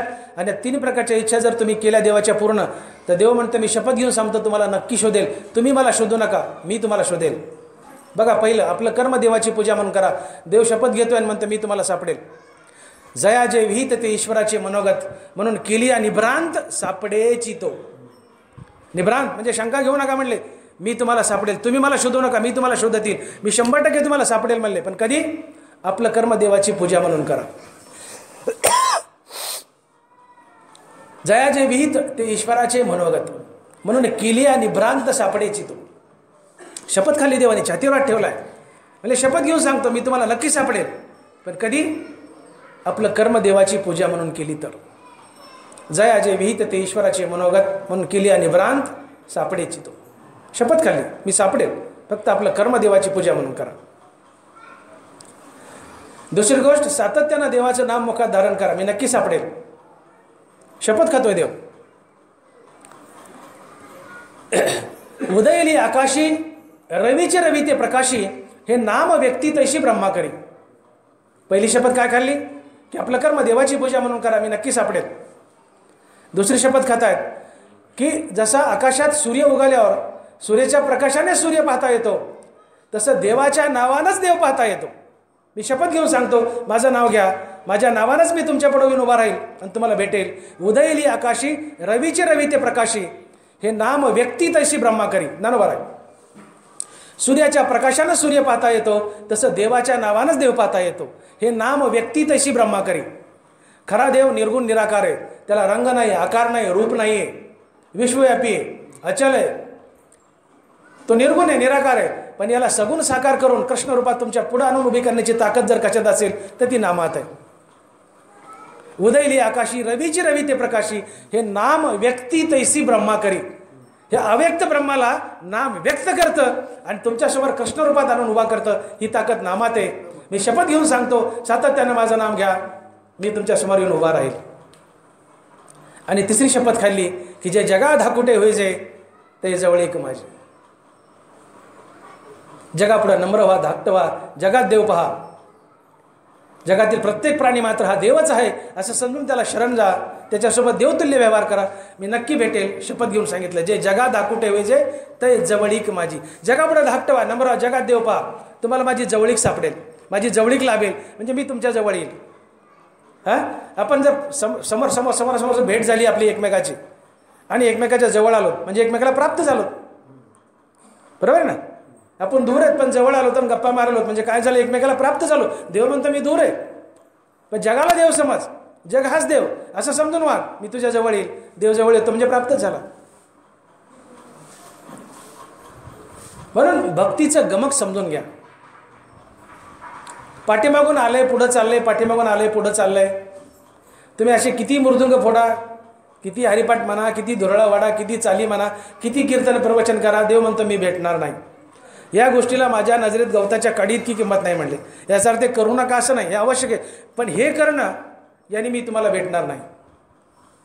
तुम्हाला मी हवायचं आहे तर या 3 गोष्टींनी भेटेल. आपलं प्रत्येक कर्म देवाची पूजा म्हणून करा. हे कर्म करताना सातत्यानं आपलं चित्त हरिनामात बांधा. आणि तिसरी गोष्ट, जगातील प्रत्येक प्राणी मात्र हा देव आहे समजून त्यासोबत देवतुल्य व्यवहार करा. जगापुढे धाकटं व्हा, नम्र व्हा, मी तुम्हाला नक्की भेटेल. जय जगा धाकुटे होई जय ते जवळ कमायचं. अशा प्रकारे आम्ही वागत नाहीत आणि म्हणून भक्ती करूनही आम्हाला देव भेटत नाही. हां, देव संतांच्या मागे फिरतो, आम्ही देवाच्या मागे फिरतो तरी देव भेटत नाही. का? संतांनी या 3 गोष्टी पाळल्या. कर्म देवाची पूजा म्हणून केली, प्रत्येक कर्माचा संबंध देवाशी जोडला, सातत्यानं नाममुखात धारण केलं, आणि तिसरी गोष्ट जगात देव पाहिला. असे संत वागले म्हणून देव संताचा वेडा झाला. आम्ही असं वागत नाहीत म्हणून देव आमचा वेडा होत नाही. म्हणून भक्ती करूनही आम्हाला देव भेटत नाही. बघा तुम्ही, देव म्हणतो या 3 गोष्टी पाळा. कर्मानं मला भजा, सातत्यानं नाव घ्या आणि जगात देव पहा. कर्मानं मला भजा. 50% माणसं कर्मच करत नाहीत आणि केली तर लबाडीने करतात, भ्रष्टाचारानं करतात. कर्म जर देवाची पूजा असेल आणि ती लबाडीने केली तर ती पूजा ठरेल का? देव भेटेल का? देव म्हणतो वरलाकडे जाऊन तुम्ही निघले खाल्लाकडे, देव भेटेल का? का? देव म्हणतो तुझ्या वाटेला आलेलं कर्म ही पांडुरंगाची पूजा आहे. मग ते कोणतंही कर्म असो, काहीही असो. मी डॉक्टर आहे, डोळ्याचा डॉक्टर भागवत मोठे, मी माझं कर्म देवाची पूजा म्हणून करावं. माझ्याकडे आलेला प्रत्येक माणूस पांडुरंग आहे असं समजून मी त्याच्याशी व्यवहार करावा. त्याला कशालाही रुपयाला फसू नये, योग्य न्याय द्यावा, योग्य फीस घ्यावी. मी पांडुरंगाला तपासले, पांडुरंगाचं ऑपरेशन केलं आहे, ही भावना मनात असावी. आपल्या प्रत्येक क्रियेचा संबंध भगवंताशी जोडा. पण आम्ही एकमेकाला लुबाडतो, एकमेकाला लुटतो, कामच करत नाहीत आणि केलं तर लबाडीने करतो. कसा देव भेटेल? म्हणून भक्ती करूनही देव भेटत नाही. हां, देव म्हणतो सातत्यानं माझं नाव घ्या. इथं उठताना गुडघा दुखला तरच विठ्ठला, नाही तर विठ्ठलाची आमची वर्षणगंती भेट नाही. बघा तुम्ही, म्हाताऱ्या माणसं उठताना गुडघा कडकड कडकड वाजला, विठ्ठला. उठताना गुडघा दुखला तरच विठ्ठला, नाही तर विठ्ठलाची आमची भेटच नाही. पुन्हा शिंक आली तरच राम, नाही तर पुन्हा रामाची आमची भेट नाही, वर्षणगंती. बघा तुम्ही, शिंक आली की राम, आणि पुन्हा शिंक आल्यावर राम म्हणणं वाईट नाही. त्या निमित्ताने राम तोंडात आला, आनंद झाला. शिंक आल्यावर राम म्हणणं वाईट नाही, पण पुन्हा दुसऱ्यांदा राम म्हणायचं आहे तर दुसऱ्या शिंकेची आम्ही वाट पाहतो, हे यातलं वाईट आहे. हां, शिंकाली राम म्हटले चांगले, पण पुन्हा राम म्हणायचं आहे तर आम्ही दुसऱ्या शिंकेची वाट पाहतो, हे यातलं वाईट आहे. हंगामी भक्ती आहे. देवाला काय हवंय? नित्य सत्य अमित. हरिपाठ म्हणजे ते 27 अभंग वाचणं नाही आहे, हरिपठन करणे. हरिमुखी म्हणा, हरिमुखी म्हणा, हरिमुखी म्हणा, हरिमुखी म्हणा, याला हरिपाठ म्हणतात. आम्ही अर्थ घेतो ते 27 अभंग वाचले घोळू नाचू नाचू की झाला हरिपाठ. नाही नाही नाही नाही नाही, हरिमुखी म्हणा, हरिमुखी म्हणा, हरिमुखी म्हणा, हरिमुखी म्हणा, हरिमुखी म्हणा. हे म्हणल्यावर काय फायदा होईल? पहिला फायदा, पुण्याची गणना कोण करी, पुण्याची हरिमुखी म्हणा. पहिला फायदा, पुण्याची गणना कोण करी. दुसरा फायदा, त्याने वैकुंठ भवनी घर केले. तिसरा फायदा, द्वारकेचा राणा पांडवा घरी. हे फायदे सांगितलेत, पण आम्ही अर्थ घेतो हरिपाठ 27 अभंग म्हणणं म्हणजे झाला हरिपाठ. नाही, हरिघोका म्हणजे हरिपाठ. म्हणून म्हटलं नित्य सत्य अमित हरिपाठ जशी. आता नित्य सत्य अमित हरिपाठ म्हणजे काय? 24 तास हरिपाठ वाटायचा का, वाचायचा का? काय अर्थ आहे? 24 तास हरिनाम घ्या. नित्य सत्य अमित हरिपाठ जशी, कळी काळ त्यासी न पाहे दृष्टी. सातत्यानं भगवंताचं नाम घ्या. आपलं चित्त सातत्याने हरिनामात बांधून टाका. पण आम्ही हंगामी भक्ती करतो, अवसापुनाला देवाचं नाव घेतो. कसं आम्हाला देव भेटेल? आणि तिसरी गोष्ट, देव म्हणतो जगात देव पहा. आम्ही जगात देव पाहायचं तर लांब राहिलं, माणसाला राक्षस समजतो. आम्ही जगतोच लोकांचं वाटोळं करण्यासाठी. हां, तुम्ही इतक्या दिवस भक्तीमध्ये रत आहेत, किती दिवस तुम्ही ह्या बसलेल्या माणसाला देव समजतायत? किती लोकांनी एकमेकाला देव समजले आणि देवतुल्य व्यवहार केलाय? बाहेर गेली की तुझं माझं नारेन तुरेन शिवानगाडीच आहेत. आणि देव तर म्हणतोय सगळ्या जमलेल्या माणसाला, जगातल्या प्रत्येक माणसाला, किडा मुंगी झाड झुडूप सगळं सजीव निर्जीव सगळ्याला देव समजा, देव समजून शरण जा, तर तुम्हाला माझी जवळीक साधेल. जे जगात धाकुटे होईजे ते जवळीक माझी. आम्ही एकमेकाला दुश्मन समजतो, कसा देव भेटेल? विष्णुमय जग वैष्णवांचा धर्म, भेदाभेद ब्राह्मा मंगळ. या तुकोबाराच्या अभंगात तुकोबाराने या अभंगाचा शेवट असा केलाय की तुका म्हणे एका देहीचे अवयव, सुख दुःख जीव भोग पावे. या चरणाने या अभंगाचा शेवट केलाय की जगत विष्णुमय आहे. विष्णुमय जग वैष्णवांचा धर्म. जगात एक विष्णू परमात्माच नटलाय असं समजून जगासोबत व्यवहार करा. देव समजून शरण जा आणि देवतुल्य व्यवहार करा एकमेकासोबत. आणि या अभंगाचा शेवट केलाय महाराजांनी की तुका म्हणे एका देहीचे अवयव, सुख दुःख जीव भोग पावे. शरीरातील इंद्रियानं घेतलेला सुख दुःखाचा भोग हा जीवानंच घेतलेला भोग असतो. बघा तुम्ही, ज्ञानोबा बोलले, पावो जो शीतळत आला आहे ते डोळ्याची लागी होय, त्याचा परसुखे जाय सुखावतो. पायाखाली बर्फाचा खडा आला, पायाला गार लागलं, त्याचा थंडावा डोळ्यानेही लुटला. होय आहे का ज्ञानोबाची? पावो जो शीतळत आला आहे ते डोळ्याची लागी होय, त्याचा परसुखे जाय सुखावतो. पायाखाली बर्फाचा खडा आला, पायाला थंड लागलं, एकट्या पायानेच मजा लुटावी, पायानेच आनंदी व्हावं, पण त्या पायाबरोबर डोळेही आनंदी झाले. डोळ्याला काय गरज आनंदी व्हायची? पण डोळे पायाच्या आनंदात सहभागी झाले. बरोबर आहे? पावो जो शीतळत आला आहे ते डोळ्याची लागी होय, त्याचा परसुखे जाय सुखावतो. पायाखाली बर्फाचा खडा आला, पायाला गार लागलं, पायाला आनंद झाला, सोबत डोळ्यालाही आनंद झाला. ज्ञानोबा दुसऱ्या वेळी बोलतायत की पायी काटा नेटे, व्यथा जीवी उमटे, त्याचा पोळे संकटे पुढीलाचे. पायाखाली बर्फाचा खडा आला, पायाला आनंद झाला, सोबत डोळ्यालाही आनंद झाला. आता पायात काटा घुसलाय. पायी काटा नेटे, व्यथा जीवी उमटे. पायात काटा घुसलाय, पायाला वेदना झाल्या, पण कळ काळजात तुटली, जीवही दुखावला. नुसता पाय नाही, जीवही दुखावला. पायाखाली बर्फाचा खडा, पायाला आनंद, डोळ्यालाही आनंद. पायात काटा, पायाला दुःख, जीवालाही दुःख. आणि म्हणून तुकोबाराय बोलतायत की तुका म्हणे एका देहीचे अवयव, सुख दुःख जीव भोग पावे. शरीरातील कोणत्याही इंद्रियानं घेतलेला सुखदुःखाचा भोग हा जीवानंच घेतलेला सुखदुःखाचा भोग असतो. तसं जगातील कोणत्याही माणसाला दिलेला त्रास म्हणजे पांडुरंगाला दिलेला त्रास. तुम्ही समोरच्याचं वाईट केलं, पांडुरंगाचं वाईट केलं. समोरच्याला शिवी दिली, पांडुरंगाला शिवी दिली. समोरच्याला मारलं, पांडुरंगाला मारलं. त्याचं वाईट चिंतिलं, पांडुरंगाचं वाईट चिंतिलं. त्याचं चांगलं केलं, पांडुरंगाचं चांगलं केलं. जसा शरीरातील प्रत्येक इंद्रियानं घेतलेला सुखदुःखाचा भोग हा जीवानंच घेतलेला सुखदुःखाचा भोग असतो, तसं समाजामध्ये लोकांचं तुम्ही बरं केलं किंवा वाईट केलं तर ते पांडुरंगाचंच बरं केलं किंवा वाईट केलं असं पांडुरंग समजतो. मग समोरच्याला शिवी दिली तर पांडुरंगाला शिवी दिली, पांडुरंग भेटेल का? समोरच्याला मारलं, पांडुरंगाच मारलं, पांडुरंग भेटेल का? समोरच्याचं होणं पाहिलं, वाईट चिंतिलं, समोरच्याचं वाटोळं केलं, पांडुरंग भेटेल का? आणि म्हणून जागे व्हा. का बरं? का लिहिले नाथांनी जे जे दृष्टी दिसे ते हरिहरू. तुम्ही गोळगोळ हरिपाठ म्हणता ना, जे जे दृष्टी दिसे ते ते हरिरूप, पूजा ध्यान जप जास्ती नाही. काय याच्या खोल्यात शिरा वाटत नाही? नर नारी बाळे अवघा नारायण, ऐसे माझे मन करी देवा. जगातली प्रत्येक व्यक्ती, प्रत्येक नर नारी बाळ जे काय असेल तो नारायण आहे. ही भावना का मनात येऊ नये? देवाला ही इच्छा आहे की तो नारायण आहे असं समज. जगातले प्रत्येक प्राणीमात्र देव आहे असं समज आणि देव समजून शरण जा, मी तुला प्राप्त होईल. नेमकं इथंच आम्ही चुकतो.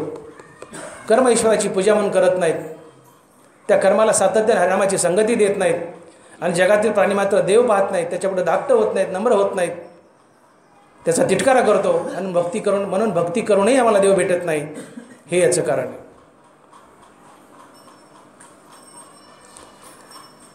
नरवराची इच्छा आहे किंवा भगवंताची इच्छा की जगापुढे नम्र व्हा. आजची वही जे जगा धाकुटे होईजे ते जवळीक माझी. जगापुढे धाकटं व्हा, लहान व्हा, नम्र व्हा. जगात देव पहा, जगाला देव समजून शरण जा. मी तुम्हाला भेटेल, माझी तुम्हाला प्राप्ती होईल. जगात देव पाहणं आणि देव भेटणं याचा काय संबंध आहे बरं? का हट्ट आहे ज्ञानवरायाचा? का ज्ञानवराने हट्ट केला की जे जगा धाकुटे होईजे ते जवळीक माझी? अरे बाबा सोंग नको श्रीमंतीचं, पैशाचं, जपाचं, तपाचं, ते फेक म्हणले बाजूला. त्याला गवताच्या काडीत की किंमत नाही म्हणले. तुला भेटणार नाही. मग भेटेल कशाने? जे जगा धाकुटे होईजे ते जवळीक माझी. जगापुढे नम्र व्हा, जगात देव पहा, मी तुला भेटेल. जगात देव पाहणं आणि देव भेटणं याचा काय संबंध आहे? 18व्या अध्यायामध्ये अर्जुनाला देव थोडेसे रागावलेत. भगवान कृष्ण अर्जुनाला देव बोलतायत 18व्या अध्यायात, ननवारे लिहित आहेत, हे एक एक शिकवू काही परी सेवके आपल्या ठाई उरोनी एर सर्वही मी सेवे करी. रागावलेत देव. ननवराची लेखणी इथं वर गेली थोडीशी. भगवान अर्जुनाला बोलतात की अर्जुना तू वेडा आहेस का? हे एक एक शिकवू काही, लहान लेकरू आहे त्याला आपण उजळणी शिकवतो 1 2 3 4 आणि तरी त्याला काढता येणार. तर बाप रागावतो, अरे मूर्ख आहेस का? अक्कल धर ना, एक एक गोष्ट किती बार सांगू, नीट लिही ना, आणि तरी लेकरू चुकाच करते. बाप रागावतो, अरे एक गोष्ट किती वेळेस सांगू, वेडा आहेस का? देव अर्जुनाला रागावलेत, हे एक एक शिकवू काही. अर्जुना एक गोष्ट तुला किती वेळेस शिकू? 1000 वेळेस मी समजावून सांगितलंय. 17 अध्याय सांगितले गीतेचे, ते नीट समजा म्हणून 18वीची निर्मिती केली सार म्हणून. 18वा सार नीट समजावं म्हणून त्या साराचं सार काढलं आणि शेवटच्या 100 ओव्या लिहिल्या. तुला कळत का नाही अर्जुना? देव रागावलेत आणि म्हणतात हे एक एक शिकवू काही परी सेवके आपल्या ठाई उरोनी एर सर्वही मे सेवे करी. अर्जुना या जगाचे 2 भाग कर. हे एक एक शिकवू काही, उईकडे लक्ष द्या, परी सेवके आपल्या ठाई उरोनी एर सर्वही मी सेवे करी. या जगाचे 2 भाग कर. त्यातला एक भाग तू हो आणि एक भाग देव समज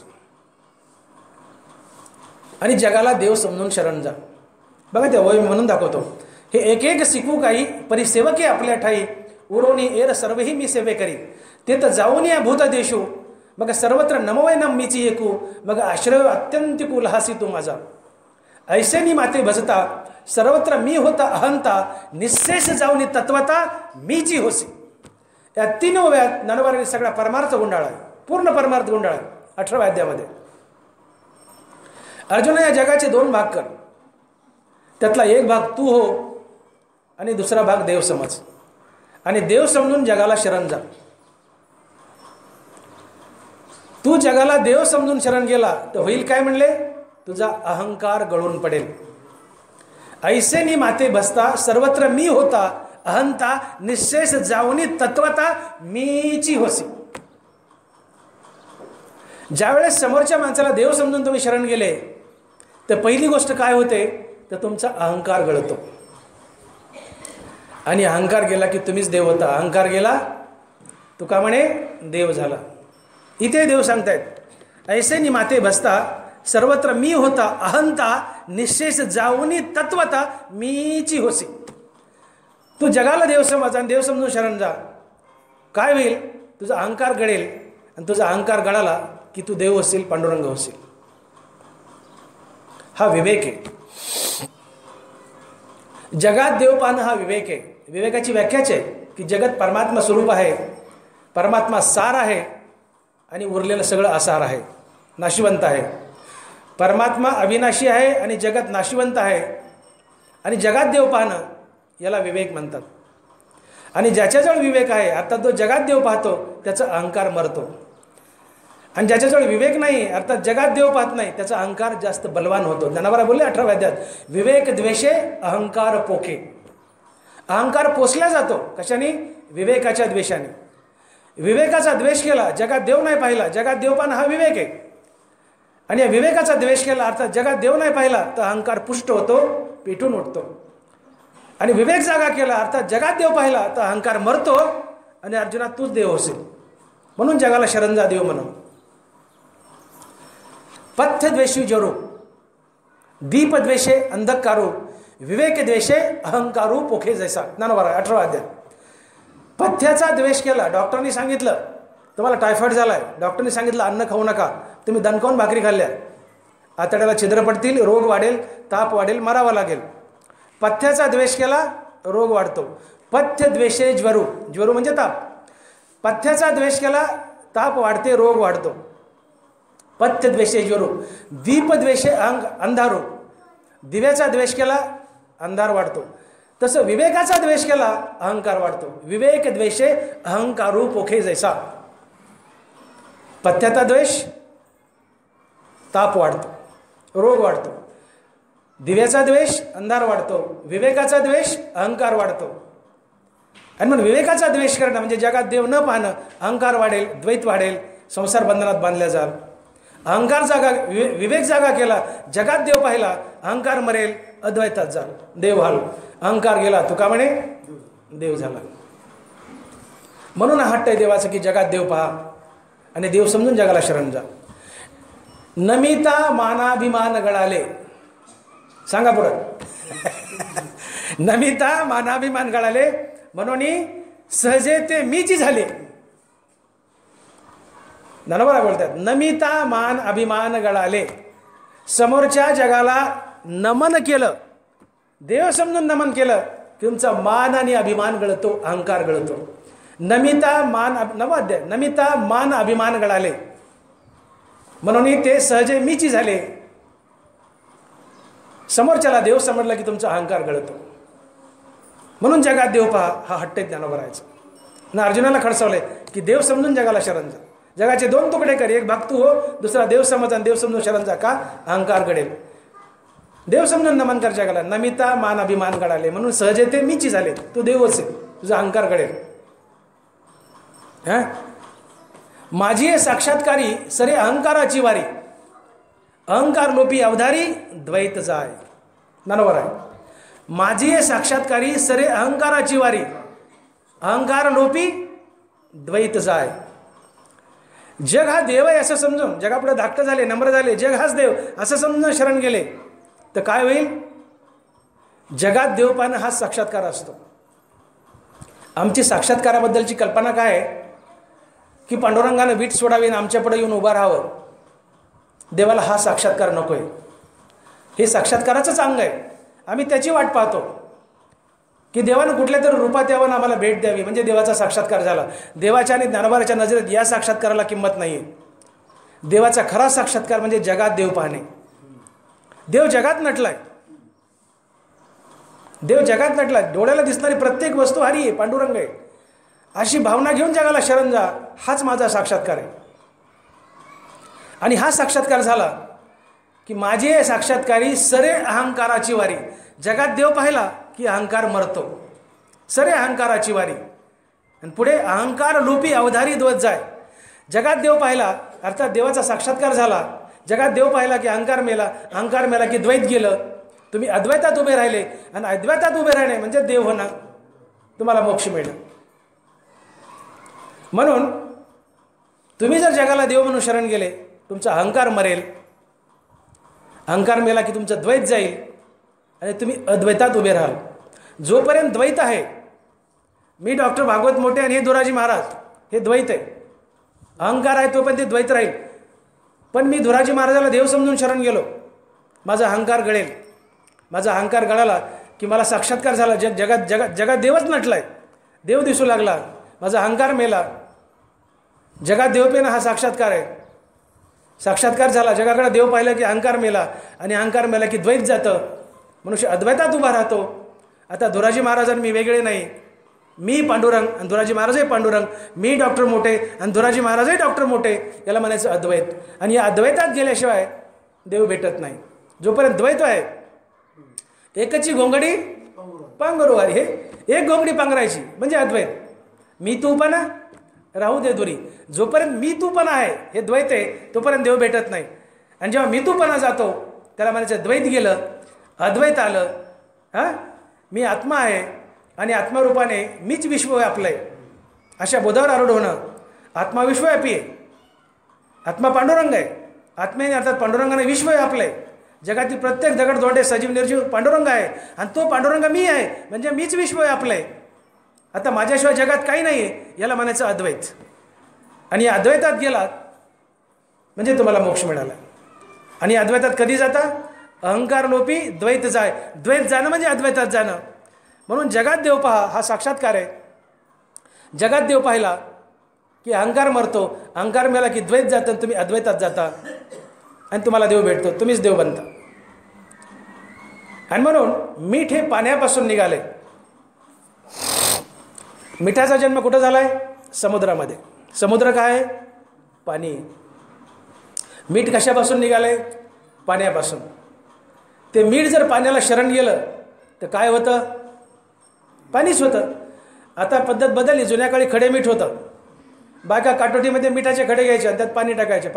मीठ पाणी विरघळत होतं ना पाण्यात, मिठाचं पाणी बनायचं का? मिठे पाण्यापासून बनले. मिठे पाण्यापासून बनले आणि मीठ जर पाण्याला शरण गेलं तर त्याचं पाणीच बनतं. तसं जगत परमात्म्यापासून निघालंय आणि जगताला परमात्मा समजून जर शरण गेले तर मनातील अहंकार गळतो आणि तुम्हीच परमात्मा गळता. म्हणून ज्ञानोबा बोलले, तैसे स्वलाभ लाभलेपणे मन मनपणाही धरून येणे, जैसे शिवतले लवणे आपले निज. शिवतले लवणे आपले निज. लवण म्हणजे मीठ, आपलं निज म्हणजे पाणी. मीठ पाण्यापासून निघले, मीठ पाण्याला शरण गेलं की मिठाचं पाणीच होतं. तसं जगत परमात्म्यापासून निघाले आणि जगताला परमात्मा समजून शरण गेले की मनातील अहंकार मरतो, गळतो आणि तुम्हीच परमात्मा बनता. वेगळा परमात्मा प्राप्त करण्याची गरज नाही. ते चालते ज्ञानाचे बिंब, तयाचे अवयव सुखाचे कोंब, हे माणूसपण हे भांब लौकिक भागू. आणि म्हणून हा हट्ट आहे. जगात देव पहा, जगापुढं धाकटं व्हा, जगापुढं नम्र व्हा. जे जे दृष्टी दिसे ते हरिरूप. जगातील प्रत्येक प्राणी मात्र हा देव समजून त्याच्यासोबत देवतुल्य व्यवहार करा. मी तुम्हाला नक्की सापडेल. शपथ घेऊन देव सांगतोय. जग आणि देव याचे दोन तुकडे करू नका. जगातून देव वेगळा केला रे केला की देव दुरावला. नरवरा बोलतात, ऐसे जाणूनी माते किरीटी, ऐसे देखूनी की. नरवराने सांगितले की तैसे जगा वेगळे सारोनी पाहिजे माते, तैसा नव्हे मुखी आगवाच मी. बघा नरवा काय बोलतात, तैसे जगा परोते सारोनी पाहिजे माते, तैसा नव्हे मुखी आगवाच मी. जगातून देव बाजूला सरकवला की देव दुरावला. म्हणून विटेवर उभा असलेला विठ्ठलही विठ्ठलच आणि रांगेत दर्शनाला उभी असलेली माणसंही विठ्ठलच असं समजून ज्याचं भजन आहे, देव त्याला भेटतो, देव त्याचा उद्धार करतो. अन्यथा विठ्ठल वेगळा आणि रांगेतली माणसं वेगळी अशा भूमिकेने जर भक्ती असेल तर देव म्हणतो, किती गिरट्या घाल, किती वाऱ्या कर, माझं नखही तुला पाहायला मिळणार नाही. जगातून देव वेगळा करू नका. जग हाच देव. तैसे जगा परोते सारोनी पाहिजे माते, जगातून मला वेगळं सरकवू नका. जग हाच देव. तैसा नव्हे मुखी ते आगवाची मी. हे जगच देव आहे, जगातून मला वेगळं करू नका. आणि म्हणून अर्जुनाला देवाने खडसावले की ऐसे देखोनी किरीटी भेदू सुसिहन पोटी, तरी जन्माच्या पोटी न लासी रिगो. अर्जुना, जगाने देव, जगातून देव जर वेगळा समजलास तो कोट्यवधी जन्म घेतले तर तुला माझं नख सुद्धा पाहायला मिळणार नाही. ऐसे देखोनी किरीटी भेदू सुसिहन पोटी, तरी जन्माची कोटी न लासी रिगो. जग वेगळा आणि देव वेगळा. माणसं दिसायला वेगळे, रंग वेगळे, कपडे वेगळे. माणसात भेद केला आणि जगातून देव बाजूला सारवलास तो कोट्यवधी जन्म घे, माझं नखही तुला पाहायला मिळणार नाही, भेट तर लांब राहिली. मग जग हाच देव. जगातली प्रत्येक प्राणी मात्र सजीव निर्जीव जे जे दृष्टी दिसे ते ते. जगातली प्रत्येक व्यक्ती हाच देव असं समजून मला बस. मला बोलवायची गरज नाही, मला शोधायची गरज नाही. मी तुझ्या घरी चालत येईल, मी तुला शोधत येईल. जसं नाम्याच्या मागे हिंडे केशराज तसं तुझ्या मागे हिंडेल म्हणले मी. जगात देव पहा. आणि म्हणून हट्ट आहे, जे जगा धाकुटे होई जे ते जवळीक माझी. म्हणून जगात देव पाहायचं आहे. देवाला सांगितलं की तुम्ही नाना प्रकारच्या उपचाराने मला प्राप्त करण्याचा प्रयत्न करतात. देव स्पष्ट बोलले, मी उपचारी कम नाही ना कळेगा. 9वा अध्याय पाठ पाहिजे सारा. मी उपचारी कम नाही ना कळेगा. मी कुठल्याच उपचाराला बळी पडत नाही. हे पानफूल बेल तुळशीपत्र याची मला गरज नाही. पत्र पुष्प फळ भजावया मीच केवळ, वांचून लागे निष्कळ आमचा भक्ती तत्व. मीच म्हणजे निमित्त. हे पान फूल वाहनं एक निमित्त आहे म्हणले. हे गंधन अक्षदान उद्बत्त्यान बुकान पिका याची मला गरज नाही म्हणले. पत्र पुष्पफळ भजावया मीस केवळ, मीस म्हणजे निमित्त, भजावया मीस केवळ, पण वांचून लागे आमचा निष्कळ भक्ती तत्व. मी एका प्रेमाचा भावाचा भुकेलेला आहे. हे पानफुलन उद्बत्त्या याची मला गरज नाही म्हणले. करावी ती पूजा मनेची उत्तम, लौकिकाचे कामं काय ते म्हणून मी उपचाराला बळी पडणार नाही. असे किती नारळ फोडा, किती उद्बत्त्या लावा आणि किती नाक घासा, मी भेटणार नाही. मी ठीक आहे, नवीन भक्ती पानफुल वाहनं निमित्त आहे, नारळ फोडणं निमित्त आहे, पण यांनी भेटणार नाही म्हणले. हे निमित्त आहे म्हणले. मी कशाने भेटेल? वांचून लागे आमचा निष्कळ भक्ती तत्व, तुमच्या अंतकरणातला भाव, यांनीच मी तुम्हाला भेटेल. अंतरीची घेतो गोडी, पाहे जोडी भावाची. आणि म्हणून मी उपचारानं तुम्हाला सापडणार नाही. आम्ही उपचार करतो. देवाला पैसा देऊ इच्छितो, तपांना देवाला विकत घ्यायला पाहतो. आम्हाला शास्त्रपाठ आहे, आम्ही कीर्तनकार, प्रवचनकार, आम्हाला सुंदर चाल म्हणता येते, आम्ही ज्ञानी आहोत, योगी आहोत, याज्ञिक आहोत. देव म्हणले मला या उपचाराची गरज नाही, मी उपचारांत मी बळीच पडत नाही. मी उपचारी कवनाही ना कळेगा, उपचारांना मी भेटत नाही म्हणले. मी मला उपचार आवडतच नाही आहे. आणि आवडले तर फक्त 4 उपचार आवडतात. ते 4 उपचार म्हणजे पहिली गोष्ट, प्रत्येक कर्म माझी पूजा म्हणून करा, हा उपचार मला आवडेल. दुसरा, हे कर्म करताना आपलं चित्त सातत्यानं हरिनामात बांधा, मला उपचार आवडेल. तिसरा, जगातील प्रत्येक प्राणी मात्र हा देव आहे असं समजून देवतुल्य व्यवहार करा, हाही उपचार आवडेल. आणि चौथा उपचार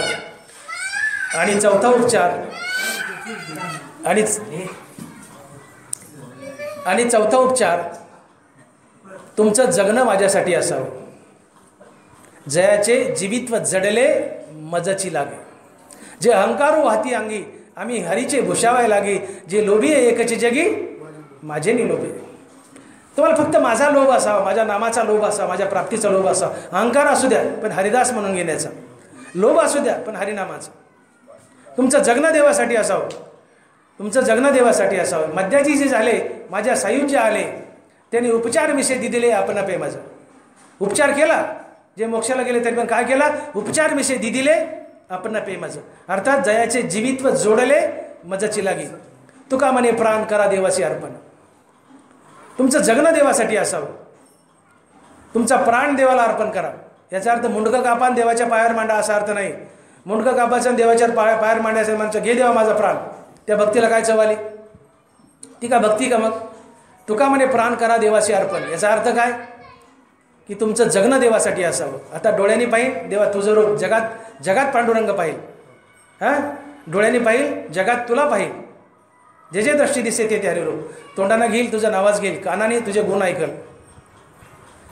याला म्हणायचं की तुमचं जगणं देव, जयाचे जीवित्व जोडले मजाची लागे. देवालाही भाव हवा आहे. बघा तुम्हाला समोरच्या माणसाकडून जर आपला काही मतलब साधून घ्यायचा असेल तर त्याची वाहवा करावी. आता मी डोळ्याचा डॉक्टर आहे, डॉक्टर भागवत मोठे नेत्रतज्ञ बीड. तुमच्यापाशी पैसे आहेत पण तुम्हाला वाटलं की डॉक्टर मोठेला गंडवायचं, आपल्याला फुकट डोळे तपासायचे. काही काही माणसं असतात असे. पैसा असला तरी समोरच्याची दोस्ती करायची. डॉक्टर साहेब तुम्ही असे, डॉक्टर साहेब तुम्ही तसे, गुलवायचं. डॉक्टर साहेब काय बाबू ठिकाणी प्रवचन केलं, बाबा बाबा बाबा बाबा काय प्रवचन केलं, बाबा बाबा बाबा, नुसतं बाबा बाबा करायचं माझ्या पुढे येऊन. माणूस स्तुतीचा भोगलेला आहे. मी खुश होतो. हरच्याला यांनी आपली तारीफ केली, याला प्रवचन आवडलं, बाबा बाबा बाबा बाबा काय चांगलं बोलले तुम्ही, बाबा बाबा बाबा. मला पाणी सुटतं, मी तुमचे डोळे फुकट तपासतो. माणसाला वाहवा हवी आहे. तुम्ही माझी वाहवा केली ना, मी खुश झालो, तुम्हाला फुकट तपासलं, तुमचं ऑपरेशन फुकट करेल. देवालाही वाहवा हवी आहे. तो देव म्हणतो माझं नाव घ्या म्हणजे काय हवं आहे? देवालाही वाहवा हवी आहे. जो देवाची वाहवा करतो देव त्याचा होतो. तुम्हाला समोरच्या माणसाकडून मतलब साधून घ्यायचा, त्याची वाहवा करा. राम राम राम राम राम राम पळत जा, त्याची गाडी धरा, घोडे धरा, दार उघडा, या या या या या या बसा बसा बसा बसा, चला चला चला, चहा प्या प्या प्या प्या प्या प्या प्या. आणि जाताना म्हणा साहेब जर 1000 रुपये देतं का उसने, ते 2000 देईल. त्याच्या पुढं पुढं केलं ना. ज्याच्या तुम्ही पुढं पुढं करता तो समोरचा तुम्हाला पावतो, तुमच्यावर प्रसन्न राहतो. देवाच्या पुढं पुढं करा, देव पावेल. आणि त्याच्या पुढं पुढं करायचं म्हणजे काय करायचं? संकल्पावी माया संसाराची. हेची थोरं भक्ती आवडत. संकल्पा संसारावरचं प्रेम काढा, दारं मोडायचे. इकडचं दारं मोडायचे आणि इकडं पाणी सोडायचे. संसाराचं प्रेम काढायचं आणि देवाला द्यायचे. याचा अर्थ बायकापोराचा त्याग करायचा असं नाही. शरीराने बायकापोरात राहा, त्यांचा उत्तम सांभाळ करा. शरीरानं बायकापोरात राहा, पण मनानं पांडुरंगासोबत राहा. याला म्हणायचं संकल्पावी माया संसाराची. संसार टाकायचा नाही, उलट देव म्हणतो कर्माने मला भजा, कर्म माझी पूजा म्हणून करा. संसार कसा टाकेल म्हणाल तो, पण शरीरानं संसारात राहा, चित्तानं माझ्यासोबत राहा. याला म्हणतात हीची थोर भक्ती आवडते देवा, संकल्पावी माया संसाराची. संसाराचं प्रेम काढून देवाला द्या आणि रात्रंदिवस त्याचं निष्काम नाव घ्या. त्याच्या पुढं करा, त्याची वाहवा करा. ज्याची आम्ही वाहवा करतो तो नक्की आम्हाला पावतो. आणि याला देवाला भाव म्हणतात. हे भाव भाव भाव भाव म्हणता पाहिजे साधी व्याख्या आहे. समोरच्या मनुष्य एखादा आकडू लागला, हा आपण काय म्हणतो, लय भाव खायला लागला रे, लय भाव खायला लागला. हां, आणि मग त्याच्याच पुढं गेलं, गोड गोड बोललं की ते भाव टाकून देतं, खुश होतं, आपल्यावर प्रसन्न होतं. तसं देवालाही भाव हवा आहे. देवाला भाव द्या. समोरच्याला भाव दिला, समोरचा खुश होतो, आपल्या कामी येतो. देवाला भाव द्या, देव कामी येतो, देव आपला होतो. आणि देवाला भाव म्हणणं म्हणजे भाव देणं म्हणजे त्याची वाहवा करणं, त्याचं नामस्मरण घेणं. संसाराचं प्रेम त्याला देणं आणि त्याचं नामस्मरण करणं, हा भाव असतो. देवाची वाहवा करा. जोपर्यंत तुमचं जगणं देवासाठी होत नाही, आता देवा काही नको फक्त तू पाहिजे, अशी अवस्था जीवनात येत नाही, तोपर्यंत देव भेटत नाही. एका माणसाला पाण्यात बुडवलंय आणि पाण्यात बुडवून त्याला वरून सांगितलं की तू एक तासभर तुझं मुंडकं पाण्यात बुडवून ठेव, तुला मी भारताचा पंतप्रधान करतो. तुमच्यापैकी किती तयार होतील, हात वर करा. तुमचं मुंडकं नाकातोंड असेल पाण्यात बुडवायचे आणि वरून मी म्हणतो एक तास असंच मुंडकं पाण्यात राहू द्या, मी तुम्हाला भारताचा पंतप्रधान करतो. किती तयार होतील, हात वर करा. करा की एखादं तरी पंतप्रधान पद मिळतंय ना. का बरं? एक तास मुंडकं पाण्यात राहिल्यावर काय होईल? एक तास मुंडकं पाण्यात, नाकातोंड असेल, मरताल ना. हां, मग त्यावेळेस तुम्ही काय मागाल? डॉक्टर साहेब पंतप्रधान नको, जगाचा राजा, जगाची संपत्ती जरी दिली तरी मला नको, आता मला फक्त हवा द्या. चला हवा येऊ द्या, मला पंतप्रधान नको, काही नको, काय द्या? श्वास घ्यायला फक्त हवा द्या. तुम्ही कशाला अनन्य शरण आहेत? फक्त हवेला. हां, फक्त हवेला, मला काही नको, फक्त हवा द्या. पंतप्रधान नको, काही नको, माझं मुंडकं वर काढा, मला फक्त हवा द्या. तुम्ही हवेला अनन्य शरण आहेत. मला काही नको, देवा तू पाहिजे. देवाला अनन्य शरण जा, देव भेटतो. ही अनन्यता हवी आहे. काही नको देवा, आता तू पाहिजे. जो अनन्य शरण होतो, जो माझं होय अनन्य शरण, त्याचे मी निवारी जन्म मरण. देव तारक ठरतो जो त्याला अनन्य शरण जातो. नदीला पूर आलाय, महापूर आलाय,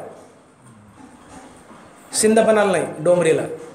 तुमची सिंधपणा संत गतीने वाहते, आमची डोंबरी उड्याच मारते 10-10 फुटाच्या लाटा. डोंबरीला पूर आलाय. एका हत्तीने पाहिलं की एक बारीक मासा त्या महापुराची धार उलटी चढतोय. हत्तीने त्या माशाला तुच्छ समजलं. काय म्हणलं, एवढीशी चिंगडी मासा आणि एवढं पाणी वेगात महापूर आलाय आणि मासा उलटी धार चढतोय, एवढूसा मासा. ते भूषणात आला हत्ती. त्याला म्हणले मी तर हत्ती आहे, जगात सगळ्यात सामर्थ्यवान, मी तर सहज चढल म्हणले. मासा धार चढतोय, तुच्छ समजलं. मासा धार चढतोय उलटी, मी सहज चढल म्हणले. फुगलं ते, शिरलं पाण्यात. पाण्यात शिरलं, मध्यभागात गेले की टांगड्यावर केलं आणि गेलं ना वाहून. टांगड्यावर करूनच वाहून गेलं. जनावरं वाहताना कशी वाहतात तुम्ही पाहिलं असेल, पुरात जनावरं वाहणारे वर टांगड्या करून वाहतात. ते गेलं वर टांगड्या करून वाहून. का बरं? एवढूसा मासा पुराची उलटी धार चढतो, एवढ्या हत्तीला चढता येत नाही का? तुम्ही ज्या गोष्टीला अनन्य शरण असता ती गोष्ट तुमच्यासाठी तारक असते. मासा पाण्याला अनन्य शरण आहे. माशाला म्हणलं तुला पाण्यातून काढतो, तुपात ठेवतो, तुला पाण्यातून काढतो, दुधात ठेवतो. मासा तयार होईल का? तू म्हणा ना माशाला, अरे पाण्यापेक्षा तूप भारी आहे, दूध भारी आहे, ये ना दुधात, ये ना तुपात. मासा म्हणेल नको, मला पाणीच पाहिजे, अन्यथा मी मरेल. हां, मासा पाण्याला अनन्य शरण आहे. आता काही नको, फक्त पाणी पाहिजे. जसं मी आधी बोललो, आता काही नको, फक्त हवा पाहिजे. तसं मासा म्हणतो आता काही नको, फक्त पाणी पाहिजे. मासा पाण्याला अनन्य शरण आहे. हत्ती पाण्याला अनन्य शरण नाही आहे. मासा काय म्हणतो, मला काही नको, फक्त पाणी पाहिजे. तसं हत्ती म्हणतो का मला काही नको, पाणी पाहिजे? हत्ती पाण्याला अनन्य शरण नाही आहे, मासा पाण्याला अनन्य शरण आहे. देवा काही नको, मला काही नको, मला फक्त पाणी पाहिजे. देवा मला काही नको, फक्त तू पाहिजे. याला म्हणायचं अनन्य शरणागती. आणि जेव्हा तुम्ही देवाला अनन्य शरण जाता तेव्हा देव तारक ठरतो, तुम्हाला भेटतो, देवाची तुम्हाला जवळीक साधते. आणि म्हणून इथं तुकोबाराय बोलतात की तुका म्हणे प्राण करा देवासी अर्पण. मध्याजी जे झाले, माझ्या सायुज्य आले, त्याने उपचार मिशे दिले आपण अप्पे मज. आपण अप्पे म्हणजे आपला प्राण. तुका म्हणे प्राण करा देवासी अर्पण. मी उपचाराला बळी पडत नाही, पण पडलोच तर 4 उपचाराला बळी पडतो. त्यातला पहिला उपचार तुमचा प्राण मला द्या, अर्थात तुमचं जगणं माझ्यासाठी असू द्या. देवा मला काही नको, फक्त तू पाहिजे. अशी अवस्था जीवनात येणे म्हणजे तुका म्हणे प्राण करा देवासी अर्पण. आपलं जीवतत्व देवाला द्या, देवासाठी जगा. हा उपचार देवाला आवडेल. दुसरा उपचार कर्मानं ईश्वराला भजा, आपलं प्रत्येक कर्म देवाची पूजा म्हणून करा. हा उपचार आवडेल. तिसरं, हे कर्म करताना आपलं चित्त सातत्याने हरिनामात बांधा. हाही उपचार मला आवडेल. आणि चौथा, जगातील प्रत्येक प्राणी मात्र हा देव आहे असं समजून त्याच्यापुढे नम्र व्हा, धाकटं व्हा. देव समजून शरण जा, त्याच्यापुढे धाकटं व्हा. हा उपचार मला आवडेल. आणि म्हणून जे जगा धाकुटे होईजे ते जवळी माझी. म्हणून भक्तीचं गमक समजून घ्या. मी सुरुवातीला विधान केलं की देव संताच्या मागं लंडासारखा फिरतो, न बोलवता फिरतो. आम्ही देवाच्या मागं फिरतोय तरी आम्हाला देव भेटत नाही. भक्ती करूनही देव भेटत नाही. संताच्या मागं बळ फिरतोय, आम्ही त्याच्या मागं लागलेत, भक्ती करूनही आम्हाला देव भेटत नाही. का भेटावं ना, पण का? याचं कारण आम्ही आमच्या मनानं भक्ती करतो आणि चुकतो. गीता ज्ञानेश्वरी ज्याप्रमाणे भक्ती करायला सांगते तशी आम्ही भक्ती करत नाहीत आणि म्हणून चुकतो. आणि म्हणून गीता ज्ञानेश्वरी कशी भक्ती करायला सांगते तर देवाच्या इच्छेप्रमाणे वागणे म्हणजे देवाची सेवा होय, देवाची भक्ती होय. आणि देवाची इच्छा जर काय असेल तर देवानं 3 इच्छा प्रकट केल्यात गीता ज्ञानेश्वरीमध्ये. आपलं प्रत्येक कर्म देवाची पूजा म्हणून करा. हे कर्म करताना आपलं चित्त सातत्याने हरिनामात बांधून ठेवा. आणि तिसरी इच्छा, जगातील प्रत्येक प्राणी मात्र देव समजून, त्याला देव समजून शरण जा, त्याच्यापुढे नम्र व्हा, धाकुट व्हा. या 3 गोष्टींनी मी नक्की तुम्हाला सापडेल. देवाने शपथ खाऊन सांगितले. आणि देवापुढे जर जगात देव नाही पाहिला, का देव पाहायचा जगात? जगाला देव समजून शरण गेलं की अहंकार गळतो. जगात देव नाही पाहिला की अहंकार पुष्ट होतो. अहंकाराने द्वैत वाढतं, पाप पुण्य वाढतं, द्वेष वाढतो. आणि द्वेषातून पाप येतं आणि मनुष्य हे पाप पुण्य फेडण्यासाठी जन्मवण्याच्या फेऱ्यात अडकतो. म्हणून परमार्थ करत असताना मुख्यत्वे आपल्याला काय करायचं आहे? अहंकार जिंकायचा. की जे अहंकारामुळे द्वैत जिवंत आहे. अहंकार गेला की आम्ही अद्वैतात जातो. अद्वैतात जाणं म्हणजे देव होणं, देव पावणं. आणि म्हणून जगाला देव म्हणून शरण जा. जगात देव पहा. आजपासून एक खून गाठ बांधा की जगातील प्रत्येक माणूस देव आहे. आणि मग त्याच्यासोबत जर देवतुल्य व्यवहार केला. मी धुराजी महाराजाला देव समजलं, त्यांनी मला 4 शिव्या दिल्या तर मला राग येणार नाही. का? मी त्यांना देव समजतोय. मी समजेल मला पांडुरंगानं शिव्या दिल्या, पण मी त्यांना देव नाही समजलं तर मी काय समजेल मला धुराजी महाराजांना शिव्या दिल्या. मला द्वेष निर्माण होईल. माझा अहंकारातून डुसणी मारेल की डॉक्टर मोठे बघ ना, धुराजी तुला शिवाय द्यायला आहे. मी विषय भोगेल ज्ञानेंद्रियाचे. रागद्वेष निर्माण होतील. अहंकारातून विषय भोग, अहंकारातून विषय भोग ज्ञानेंद्रियाचे. विषय भोगातून रागद्वेष आणि रागद्वेषातून पुण्यपाप आणि पुण्यपापातून संसार बंधन. धुराजी महाराजांनी मला 4 शिव्या दिल्या आणि माझा जर अहंकार जिवंत आहे तर माझा अहंकारातून डुसणी मारेल. डॉक्टर मोठे बघ ना, धुराजी शिव्या द्यायला, बघ ना तू अहंकार डुसणी मारतो, तो मी पण बघ ना शिव्या दिल्या. आणि मला धुराजी महाराजाबद्दल द्वेष निर्माण होईल आणि तात्काळ मी एखादी मुस्कडीत देईल किंवा शिवेगाळ करेल, त्यातून पाप जन्माला येईल आणि पाप पुन्हा संसारात बांधेल. अगा कर्मे जे उरावे ते ती सुखदुःखी फळावे तया ते भोगावे यावे द्या एका. अहंकार विषय भोगावा लावतो ज्ञानेंद्रियाचे, स्तुती निंदा वगैरे, त्यातून द्वेष, द्वेषातून पाप आणि पापातून संसार बंधन. आणि मग धुराजी महाराज नसून मला पांडुरंग शिवाय देतोय ही जर भावना असेल, मी त्यांच्या देव पाहिला तर मला पांडुरंगाने शिवाय दिल्या. जगाने शिवाय दिला राग येतो, बापाने शिवाय दिला राग येतो का? नाही येत. शेजाऱ्याने शिवाय दिला राग येतो, माईने शिवाय दिला राग येतो का? नाही येत. तसं माणूस शिवाय देत नसून मला दुराजी शिवाय देत नसून मला पांडुरंग शिवाय देतोय, ही भावना असेल तर मला दुराजीबद्दल द्वेष निर्माण होणार नाही. हां, मी पांडुरंग समजून शरण जाईल. आणि द्वेष निर्माण झाला नाही की पाप पुण्य नाही, संसार बंधन नाही. हे घडलं कशामुळं? अहंकार मेल्यामुळं.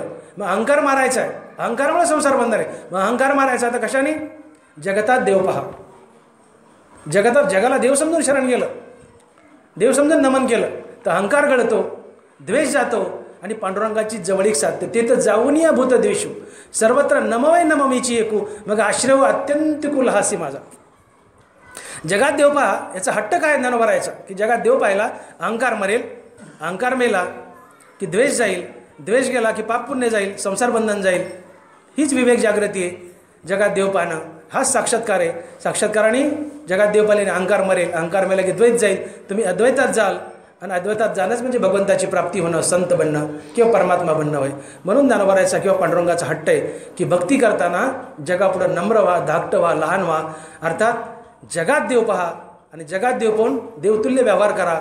जगापुढं धाकटं व्हा, नम्र व्हा. जे जगा धाकुटे होईजे ते जवळीक माझी. तुम्हाला निश्चित माझी जवळीक सापडेल आणि प्राप्ती लावेल. आणि म्हणून ज्ञानोबरायाने इथं चुका दाखवल्या भक्तीच्या की हे लक्ष्मी, तू पैशाच्या बळावर मला विकत घ्यायला आली, चुकलीस. पैशाने मी पावत नाही, भेटत नाही, सरक मागं, चुकलीस. मनोनी तू पैशाने मला विकत घ्यायला आलीस, मी तुझा स्वीकार करणार नाही, सरक मागं. त्या बोरमाळा घागरमाळा तुला लकला, सरक मागं. पैशाने मी पावत नाही, भेटत नाही, सरक मागं, चुकलीस. हां, चुकीची दुरुस्ती कर. मनोनी काय कर? थोरपण परा सांडीजे, तुझ्या पैशाचा थोरपणा बाजूला टाक, सरक बाजूला. पैशाचीवर मला विकत घ्यायला आली असली तर सरक माघारी, त्याने मी भेटणार नाही.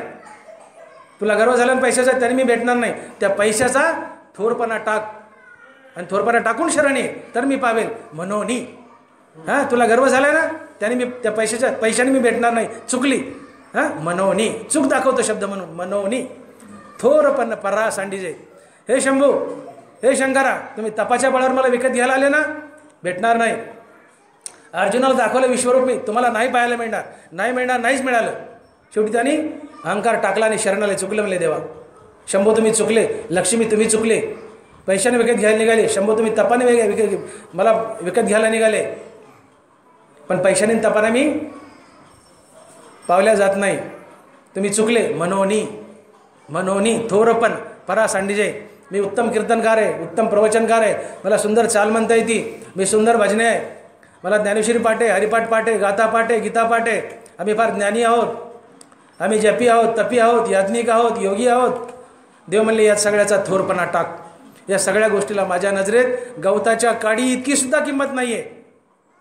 जर या गोष्टी जेव्हा मला तू प्राप्त करायला निघालास तर या गोष्टीची माझ्या नजरेत गवताच्या काडी इतकी सुद्धा किंमत नाही आहे.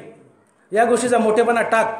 मनोनी या गोष्टी घेऊन निघाला मला प्राप्त करायला, तुम्ही चुकतायत म्हणून मी चुकीची दुरुस्ती करतोय, हे टाका. मनोनी थोरपण परा सांडीजे. या सगळ्या गोष्टी नमूद केल्या, त्याचा मोठेपणा टाका. मनोनी थोरपण परा सांडीजे, ते तर इतपत्ती आगवीच विसरीजे. हे सगळं विसरा, याचा थोरपणा टाका. आणि मग मी कशाने भेटेल? तर जय जगात हा कुठे होईजे ते जवळीक माझी. पुंडलिक वरदे हरी विठ्ठल. श्री ज्ञानदेव गोपाल कृष्ण भगवान, माऊली ज्ञानेश्वर महाराज, जगद्गुरु तुकाराम महाराज की जय. श्री मारुतीराय महाराज की जय. विठ्ठल विठ्ठल विठ्ठल विठ्ठल. आता विश्वात्मके देवे येणे वागेज्ञ तोषावे. जे खळांची व्यंकटी सांडो, त्या सत्कर्मी रती वाढो. भूता परस्परे पडो, दुरितांचे तिमिर जाओ. विश्व स्वधर्म विश्व पाहो, जो जय वांछील तो ते